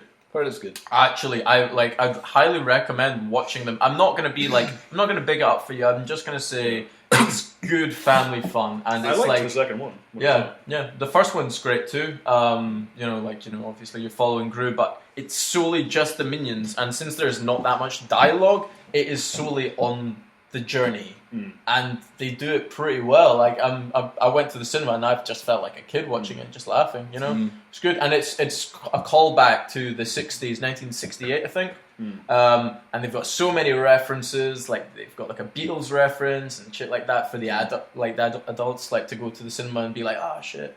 Like so, it's got something for both the generations. Did anyone here see Tomorrowland? No. I didn't see Tomorrowland. No. I did. I liked it a lot. Yeah? Did you? Yeah, it's good. A lot of people... I watched the trailer and was like, Yeah. Is this George Clooney? Yeah. Yeah, it was George Clooney. George Clooney. It was directed by the dude who did The Incredibles. Oh, really? Oh, what film? There's a second one of those coming out as well. But, Really? There is. yes, they announced it ages ago. But, sorry, I get annoyed because people... It seems like every time I scroll down Facebook, someone has just discovered that article. They're like, look, an incredible sequel after all this time. And I'm like, it was announced 2 years ago. I remember hearing about that. Yeah. But Tomorrowland, I liked it a lot. Mm-hmm. I understand why it didn't do that well, because it was kind of like I said, the trailer didn't really... It was too vague about kind of the story. And, there were no recognisable, teen actors or child actors, and George Clooney was really for the adults, but then it was kind of a kiddie film, so it was kind of like, I don't know what's going on about this. But I liked it. I really liked the story. I like optimism just in general, and Tomorrowland is maybe it's a little too on the nose, where it's very listen, fucking, it's gonna be all right, kind of thing. Because basically the story arc is there's a whole sequence where the lead character, who's played by, I want to see this actress in more stuff. Her name is Britt Robinson. She's fantastic in that film. Great chemistry between her and George Clooney and just all the cast, really. But there's a whole sequence where her character, she's obsessed with space and stuff, and takes pictures of NASA rockets and all that kind of thing. But there's a sequence where she's in school and she's in geography class, and there's this guy talking about global warming and how it's all going to get fucked up, and then she's in business class, and they're talking about how the economy is going to be destroyed and all that kind of thing. And then she's in this other class, and basically all the teachers just telling her this disasters is just coming to the world, and then she's the only one who puts her hand up at the end and says, so what are we doing to stop it, kind of thing. And that's the whole arc, because George Clooney is a character who grew up in the 50s and the 60s during the space race, and so he was told the future is going to be amazing, you'll live on the moon and all this kind of stuff, but none of it happened. And so the whole arc of the movie is basically taking any cynicism that's around today, and just saying, look, it's going to be all right, kind of thing, and it's going to be okay, as long as you believe, is kind of the sentiment. So I thought, okay, it's a bit on the nose, a bit cheesy, but I agree with it. I think we all need a bit of optimism, especially this month. Which is also partially why I think the movie failed, because if you look at a lot of the IMDb reviews, they're like, they use this ridiculous bit of technology. How does that work? I'm like, I bet you couldn't fucking tell me how the laptop that you type this on works. So sometimes technology works, and you don't know how. Okay. I make leaps in logic, I do. Have either of you seen Fan Four Stick? I did. You did? I watched it online. I did not pay to see it. Okay, do you want to talk about it? Oh, what a disaster. Oh, what an absolute disaster. Did you see it? I haven't seen it yet. Oh, I'm the only seen it. Oh, what I was thinking was maybe one time we could actually have a live commentary of maybe that's watching actually the thing I it want to do in the future, because some people do fan commentaries. Yes. Because what they do is they record an audio commentary. They don't include footage from the movie, but then they just say okay, if you've got the DVD, press play now. Oh, right. And then you avoid copyright stuff, And so we could do that at some point. But Fan Four Stick. I mean, I didn't expect it to be that good, but when the reviews were coming out, when it was this is the worst reviewed superhero movie in a decade, I was wow, this has got to be something really bad. So I wasn't going to pay money, I just found it online. And it's weird because you're watching the movie, and it dawns on you where you're of all the stuff that's happened so far, this doesn't seem to be that bad. Yeah. And then when you think you're halfway through it, all of a sudden you're at the end, and you're wait, we're here already? It's kind of this third act should be way, and you realise the movie's only 90 minutes long. Wow, really? Like it's an hour and a half, the entire movie. Oh. So you're like, what the fuck just happened, kind of thing. So at the end of it, you're just kind of left there in like this strange, hollow place where you're like, I don't understand. And then the more you think about the movie, the worse it gets. Yeah. I wonder if this commentary will get better reviews than that on Rotten Tomatoes. You know, it probably would. It The will. movie, it's so strange. Yeah. It's like put together in a really awkward way. Because there's a bit where like Mr. Fantastic and Reed Richards and Ben Grimm, so it's Mr. Fantastic and the Thing, they like grew up together as kids. And there's such a weird bit where Mr. Fantastic as a kid, he makes a teleportation machine and he brings it into class at like the science fair, and he puts a toy car on the top of this machine and he makes it disappear, like vanish, dematerialize, and the teacher goes, well, can't you bring it back? Like, you just watched a thing molecularly disintegrate in front of you. How are you not impressed by this kind of thing? It's not Slumdog Millionaire. No. It's just so odd. And then there's a bit where, even though you see Ben Grimm and Reed Richards grow up together, Reed Richards goes away to work on this interdimensional travel thing, and Ben Grimm leaves the movie for like most of the second act. All right. Then right at the end, when they're about to cross into this other dimension, when they've got it working, they're all like drunk, and then they just phone up Ben Grimm as an adult, like several years later, and he's like, hey, come to this thing and come to another dimension with me. And Ben Grimm's like, all right.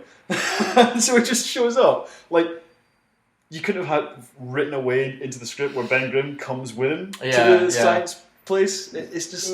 That's weird. No, it's like, weird. I could go on about this for like ages. It's just full of so many things that just don't make sense. Yeah. Also, Kate Mara, her hair, I'm sure you've heard about this, but like, because there was extensive reshooting, you can tell where the reshoots are by where Kate Mara's hair changes. Because it starts off like she's dyed it, or I don't know what her normal hair colour is, but then there's a bit where suddenly it switches to like this strawberry blonde wig, and it's kind of like, this looks strange. So it's like, that's obviously the reshoots that they did to try and fix whatever mess they had, kind of thing. They didn't do very well. It's like so glaringly obvious that the production was a disaster, kind of thing. And the movie's just, it's odd. It's kind of like a marvel to look at how bad the movie turned out. Yeah. Shall. Okay. Well, I know we've seen this. I don't know about you, Macbeth. Oh, I saw it. Yeah. Ow. What a fucking film, Really right? good. Really fucking good. Yeah, it was excellent. I'm excited for the Assassin's Creed movie just because it's the same like team. Yeah. So, Just Assassin's Creed. Michael Fassbender, Yeah. Yeah, he Great killed performance. so good. So and everyone's performance in that was great. yeah, it like was. Lady Macbeth. Lady Macbeth is brilliant. Marion really good. Cotillard. Yeah. But and it looked beautiful. All Like, that, just yes, the lighting, the final sequence. The Fight. final. Oh, Oh man! Wow. So good. Just that glow. And, I was sitting in the cinema just like this. And, wow. yeah, I'm so glad I went to go and see that in the cinema because it had such a good just feeling. The soundtrack was so good as well. Soundtrack was great. Yeah. I like the little add-on at the end, which isn't actually in the play with you know the boy picking up the sword in the battlefield and running into the forest. I love just the various interpretations of certain bits because there's the bit where he says, you know, is this a dagger I see before me type thing. But in this version, it's like the vision of the dead kid that's bringing it to him. And I was like, that's so clever. Like, the whole angle is like he's suffering from essentially post-traumatic stress syndrome kind of PTSD, thing. I thought that's a really clever angle. And it works really well. Yeah, it was brilliant. I did get annoyed that there weren't as many Scottish actors in it. Because I was like, you got Michael Fassbender, who's German-Irish. You got Marion Cotillard, who's French. Sean Harris, who's English. Paddy Considine, who's English. We know someone whose brother was in it. So that was cool. They shot it on the Isle of Skye, most of that movie. Yeah. So I was like, that's nice. It was a nice touch. A nice touch. Yeah, they actually shot a film set in Scotland. Unlike Braveheart, where 95% of it was shot in Ireland. See, the thing I like, it's not like a bad thing. It's just in this version, the witches weren't really memorable to me. Not really. They weren't really like when I think of Macbeth, this film, I don't really think about and the witches, blah blah blah. Yeah. Like I don't know, I felt a bit underwhelmed. They kind of got rid of they got rid of some of the mysticism and the what was it? What? Toil, double and tremble. What is it? Toil, fucking. Double and trouble. Yeah, I don't know. But like, I mean, we're so high, highly read. Yeah, but I thought not one of his plays that I know. I think the intention was to make it in kind of a more grounded way, and I think the witches. I don't really know how they would have handled it. With I was kind of alright with the approach to the witches. I was alright with it, but with the way they handled it. But I was just saying that. Like, with the way the film was, I think the way they handled the witches was very good. But I know what you mean. It wasn't. You weren't left being like, "Ooh, them witches." They were a big part in the play. You're like, that's like weird and wacky, and I like it. And you weren't like that with the film, but maybe had they done that, you would have been like. Well, that was too much. Yeah, that was maybe. You it's maybe one of those things that you kind of wonder about. It's just such an excellent piece of filmmaking that what little detractors it has don't detract that much. Yeah, I agree. Just start to finish. Yeah, awesome. Very, very, very good. Yeah. Isn't Michael Fassbender up for the Oscar? Is he? I think so. Yeah, he's up. He's one of the people along with Bryan Cranston. Then obviously there's the big hitters Eddie Redmayne and Leonardo DiCaprio and Matt Damon's also up for The Martian. Is he? Yeah. Oh, great. Yeah. So who saw The Martian? I've not seen The Martian yet. I still need to see The Martian. Fool! I know. It's fucking brilliant. Yeah, reliably informed. I've heard it. Yeah. It's really, really. Heard the book's better. Yeah. Well, everyone says that. No one ever goes, the film's better than the book. But I've heard that. There must be one case somewhere. We'll find that somewhere. Here's a little bit of a tangent about book to film adaptations that I have a little bit of an issue with. Is people who complain that a movie is like worse than a book simply because it's slightly different. And I have no problem with that. And I think, well, but that's because you're making a movie, not a book. Like, Fantastic Mr. Fox. Fantastic Mr. Fox, the movie, I think, is better than the book. Ooh, but I think, like, why would you just tell the same story twice? Like in different mediums, kind of thing. I think change is necessary. But another thing that annoys me even more is when this comes up a lot in Lord of the Rings, in Harry Potter, in Hunger Games, in many things. Well, I've seen in YouTube comment sections. Not that. That's in the YouTube comment sections, which is someone says, "How come this happened in the movie?" or "How come this isn't explained in the movie?" And then someone says, "Just read the book." And I'm like, that's not the point. The point is, if the movie doesn't explain it, like, I shouldn't have to have a book with me in the cinema. I'd be like, oh, yes! Right, they must be on about page 97 now. There shouldn't be an index where it just says, turn to this page, and you're like, oh, okay. Like, that's not how it should work. It's a movie. It should stand on its own. Turn to page 394. I couldn't remember the page number, but I think it's massive shout out to Alan Rickman again. Bring it full circle. Yeah, but I mean, is there any other film? Yeah, The Martian was fantastic. The Martian, for me, was the best movie of the year up until a certain point. I think we'll get to that, but it's like another movie I saw, Legend, with Tom Hardy. And Tom Hardy. I forgot about Legend! I've not seen Legend yet. Mate. Pretty damn good. Like, I think the film is good. Pretty good. Yeah. The Tom Hardy's performance is unreal. Over the top. Yeah. So good. Yeah. He plays the two twins. I'm really excited about seeing it. I actually forgot in several points that it was the same actor. You do. I forgot halfway through where I was like, oh shit, they're both Tom Hardy. Yeah. Like, it was such a good. It was such and the characters were so different and so interesting. And I thought the girl was very good as well. What's her name? Emily Browning. Yeah, it is something. I think like that's her name. I'll double check. But little bit of trivia. Oh. The Luna Lovegood from Harry Potter is in about a frame of that film. Yeah. She's just sitting at the bar and she doesn't say anything. Oh. And the camera moves to her at one point and she's just kind of sitting. I think it's her. I'm pretty 100% sure. Yeah, I think it is. Yeah. Remember? Yeah, it is Emily Browning. But remember Duffy, the singer Duffy, who had that Mercy song. She's the one who's in the club singing that song. Was that her? Yeah, I wouldn't have known that. It's also her song at the end of the end credits as well. Which is a good song, by the way. I've listened to it several times. But mate, watch Legend. Yeah, I will. Also, really good. Another shout out to Mr. Taron What's his name? Who? The dude from Kingsman. Oh. Because he was in Legend. Oh yeah, he is. Yeah, with Professor Lupin from Harry Potter. Yeah. What's his name? Taron Egerton. Yeah. Egerton? Egerton. Yeah. Yeah, he's good. I'm really excited to see where he goes. Yeah. Big things for him, I think. Like, of the movies he's done so far, Kingsman was fucking Kingsman was awesome. class. Was that this year? Well, No, I think it came out. 14, Here's the thing: wasn't it came out here in 2014, but in America it was in 15. 15. Okay. Right. So technically it counts as 2015. Movie. Yeah, I'll take it. So yeah, so Kingsman, Oh, awesome. Yeah, But we can all I agree think on that. if you look at where that guy's career is going, like Kingsman, he's like a street kind of thug, spy, James Bond kind of thing. Then this one, he's like the gay lover of a gangster, so he's kind of like sarcastic, all that stuff. His next movie, he's playing Eddie the Eagle. Yeah, Who's a guy who is like this really geeky, dorky looking dude that did Olympic ski jumping opposite Hugh Jackman.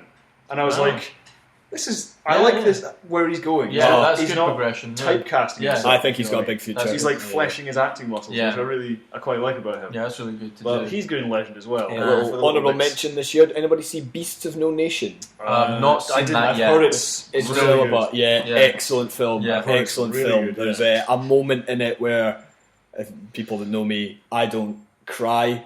Oh. There's a very emotional moment in this Yeah. film. Yeah. I still didn't cry, but it was very. It was like I'm still a fucking man. I fucking didn't cry. No, it's an excellent film. Yeah. Well worth a What else watch. was there? Oh, what did people think of Ant-Man?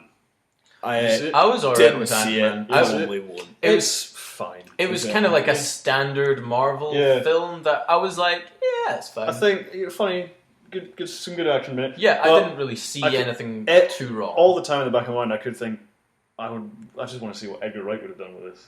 Yeah.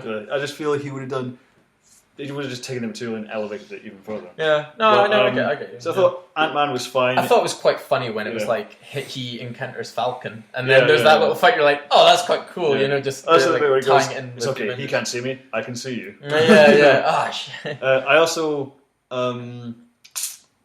I liked Age of Ultron quite a lot. Yeah. I think it was good. It was fine, James Spader put a Fan- massive fantastic performance on Yeah. for that, and I was Brilliant villain. I yeah. love that Ultron entrance. Yeah. Yes. I love it. yeah, Yeah. just with the strings. And the whole build up to it as well, I think adds to the Yeah. kind of Yeah. laughing and joking and stuff like Yeah. that. I Yeah. think You know, that's his voice excellent. is like barely altered for the movie. Yeah, Yeah, yeah, his voice, it's yeah. so good, and he's just so good. Apparently, he got like a what he round does. of applause his Oh, first take. yeah. Really? I am not surprised. Yeah. He just does it so well. You know, that's the dude. I don't know if you saw how much you saw of Stargate, but that was the dude in Stargate. Oh, The little geeky out of the glasses. Never mind. uh, I always remember him from Boston Legal. Boston Legal's a fucking Where's in your last 20 minutes? Oh, Age of Ultron. Yeah, I was How do you alright mean? with it. too much. Really? Yeah, the, well, the the big- city flying. Big red man, flying city. the big red. I was like, It was a superhero film. I like, Yeah. it's gonna Yeah. happen. I was on I- board with it. I 'cause I was wasn't like- this is a comic. yeah, it didn't feel out of place. I was just like, maybe I'd tad too much. When you think you've already, I don't know how many Avengers there is, like 5 or whatever. Like, Yeah. You've already got lots of things. You've already got happening. lots of things happening. Yeah. Oh, it's a tough movie to match the impact of the first one. Yeah. Like, the first one, the plot of the first one is toilet, but it's Yeah, such a yeah, good yeah, movie Not because great. I said this in the last podcast, but like the Marvel movies work because of the characters. Yeah. The characters are so well done and so acted. So it kind of reminds me when people complain about this one where they say the plot doesn't make sense. I'm like, the plot of the first one doesn't make sense. You know, but I like I'm this not one more. like- I like this one more than the I'm first. not crazy about Marvel films, as we talked about Captain Yeah, America earlier, and I was yeah. like, no idea what you're talking about. Oh, Winter I'm Soldier. like- Give it a go. Yeah. Yeah, I will. But especially because I want to go see Civil War when Yeah, that comes out, yeah. so Yeah. I'll get here's caught the up. Winter Soldier got me on board as a Captain America fan because the first one I thought Yeah. that's crap, and then I've it's heard the the same. first universally is not very good. no, it's people not. say. And Second then one in was it so in much Age of better. Ultron, I was like, well, I mean, he's okay, and then because I went to see Captain America Civil War at a midnight showing with 2 other friends because it was being shown back to back with the first Avengers. I didn't see that in cinema. You mean Winter Soldier? Yeah, Did you just say Winter Soldier. Civil War. Winter Soldier, sorry. This guy, he knows people. He's been to see Civil War. Yeah, Yeah. already. He But has no, I went to connections. see Winter Soldier, and I was coming out of the cinema, and I was like, that blew me away Yeah. how Yeah. good that was. Yeah. I was completely like not expecting. Yeah, when you as go in good not as it expecting is, anything. Yeah, it was really, Really really good. amazing. But Yeah. so yeah, Age of Ultron I thought great. Yeah. Ant-Man I thought was fine. Fine. Did anyone see Sicario? I doubt you did. No. No. I was going to go. Things I about came it. quite close Very to good. going. Heard Emily Blunt was fucking Very awesome. I good. heard she was excellent. Emily Blunt's great in everything. Yeah. I've heard that she's like, she can be, if she wants, she could be like a female Bond. Yeah, some people have said like, well, the weird thing about Emily Blunt is like she's so good at like being like the quirky rom-com kind of person. Yeah. Because she's done those movies in the past, and she's great at that. She's great at comedy, but she's also a kick-ass action star. Yeah. Because you guys seen Edge of Tomorrow, which was from 2014. I saw a bit of it. I did. Yeah, I did. Yeah. Well, It's like, that's the Live, Die, Repeat. Yeah. yeah. It was like action Groundhog Day. Yeah. I like that. Yeah. Yeah, she was great in that. Yeah, One of the yeah. best parts of Edge of Tomorrow. And in Sicario, she's like even better Yeah. in terms of action. Performance is great. Josh Brolin was awesome as well. Benicio del Toro almost like steals the entire movie. Yeah, yeah. It's unbelievably well shot. Mhm. Like it's from the same cinematographer as like Skyfall and Shawshank Redemption, right. things like that. So it looks really, really Yeah. amazing. I feel like it's the only thing I'd see once though. Yeah. It's kind of like this is a really seminal piece of filmmaking, but it's so dark and Yeah. it's quite slow paced. Okay. And I'm like, it's an important movie to watch, great movie to see. Yeah, yeah. But I'm okay with not seeing it again. Yeah, I know. There's a couple of movies like that. It's a movie I admire.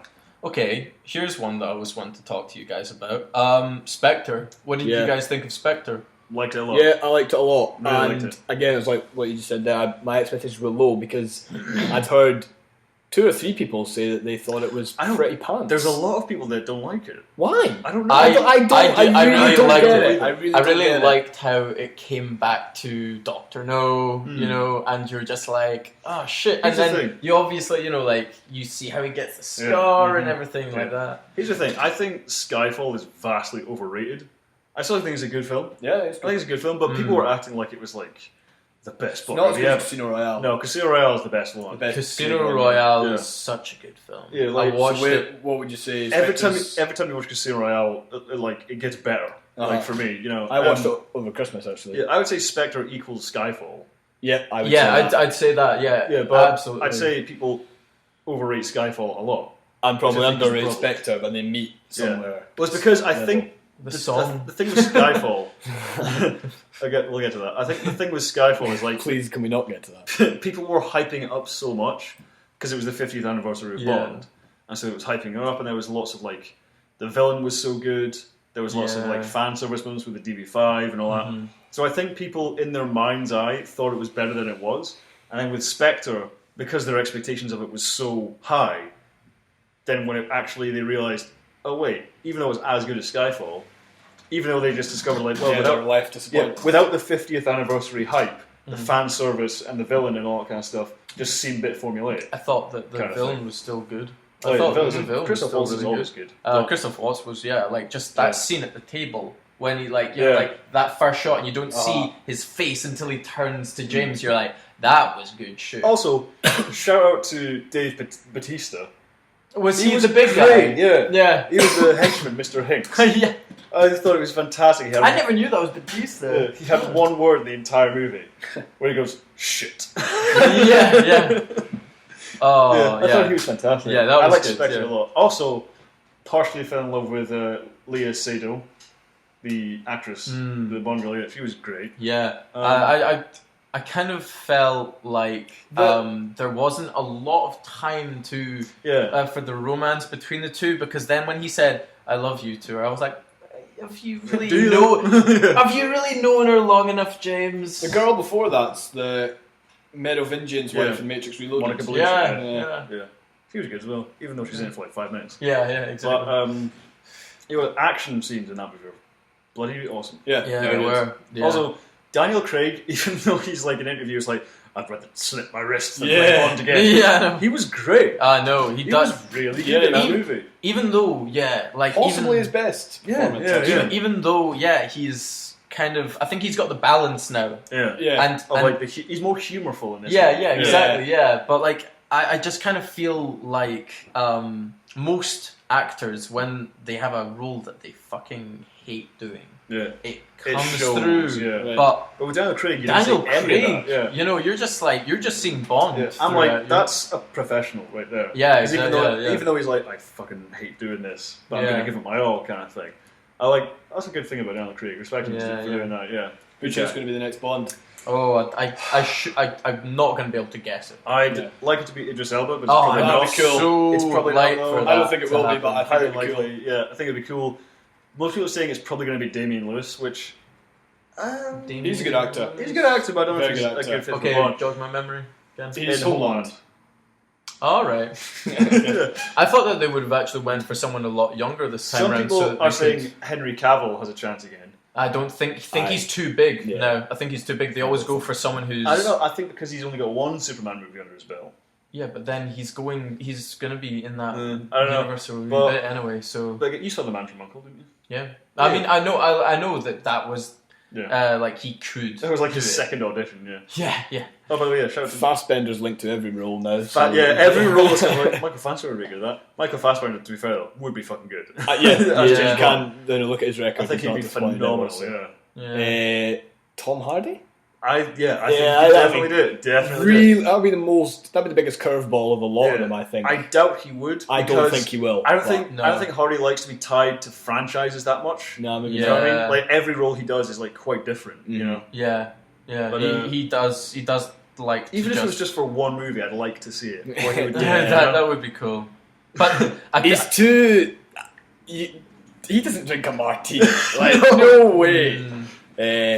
I think it'd be awesome, but I don't see it happening. Someone did an impression of like what Tom Hardy would be like, and like instead of when they compare it with the quips is like because like the bit in Spectre where he goes vodka martini shaken not stirred, and he goes, we don't have vodka, we don't serve alcohol, and like Daniel Craig's one was just like he says a quip, and then Tom Hardy comes along and he's like vodka martini, and he says we don't have any alcohol, and he goes, go fuck yourself, mate. Yeah. have you guys seen Bronson? Yes. Oh, what a film! I know. I saw dark. way ago. Though. Like I just love the line when he's holding the guy hostage and he's on the phone. He's just like, it's like, hello. It's just like, well, it's like, well, you've obviously called. What do you want? It's like, what have you got?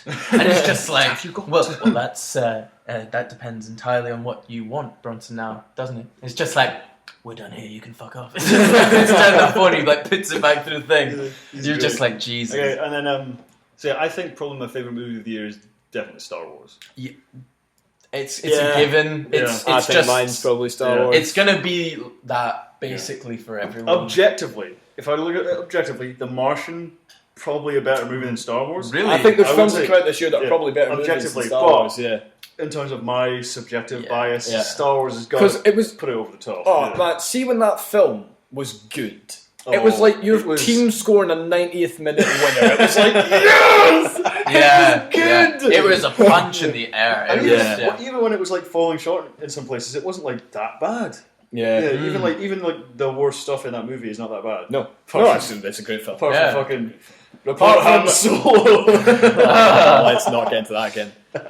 It's probably the first, first really good Star Wars film. You'll disagree with me on this one. Since 1984, or whenever Return of the Jedi Well, came yeah, out. it's like I said last time. I think Return of the Jedi and Yeah. Revenge of equal. But hang on, I was gonna check how much The Force Awakens has actually made so far. Oh, do you know? Since right? this podcast started.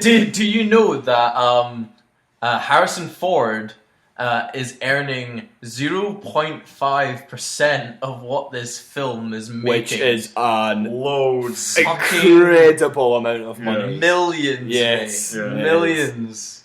I'm gonna check. That's mental. Someone was actually circulating all these articles saying like, don't you think it's disgraceful that Harrison Ford got paid more than Carrie Fisher yeah. and Daisy Ridley? And I was like, he's Harrison fucking Ford. It's just the way it Yeah. works. Yeah, whether I you thought, have a okay, promise Daisy or not, Daisy that's- Ridley's a first-time actress. Yeah, Carrie he was Fisher- probably more than happy to receive Yeah. the paycheck, I imagine. No, she got like 30,000 or something they got. 300,000. Was it 300? Yeah. Right, okay. A couple of hundred, 300,000. So Well, like, yeah. I'm sure she's It's not- happy with that. Yeah, it's not to be sniffed at, is it? But well, for us anyway. yeah, okay, I'll for take us. 300 quid for Star Wars. Thank you very much. 300.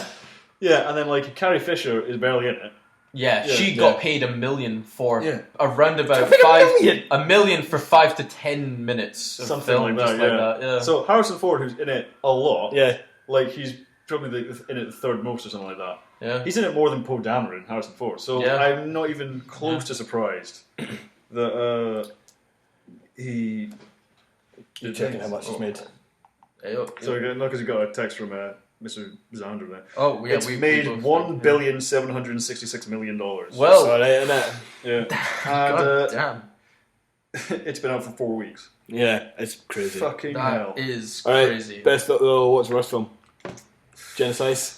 No, for you it's Genocide. Yeah, it's either Fantastic Four or it's Pixels, which I watched. Oh, live really? with some yeah. friends. I've not I seen forgot Pixels. about Fucking I felt dirty. Do you I want to take a talk about shower. Pixels? Because, I mean, we That's can't all I really... can say about it. Yeah. What a fucking turd. That's such a shame as well. Under 2 hours. Yeah, I guess. Yeah, Let's do 155. So, but Pixels, what a turd. Oh, that's disappointing because, there was a couple of, promising actors. Yes. Also, have you seen the original short movie that it's based on?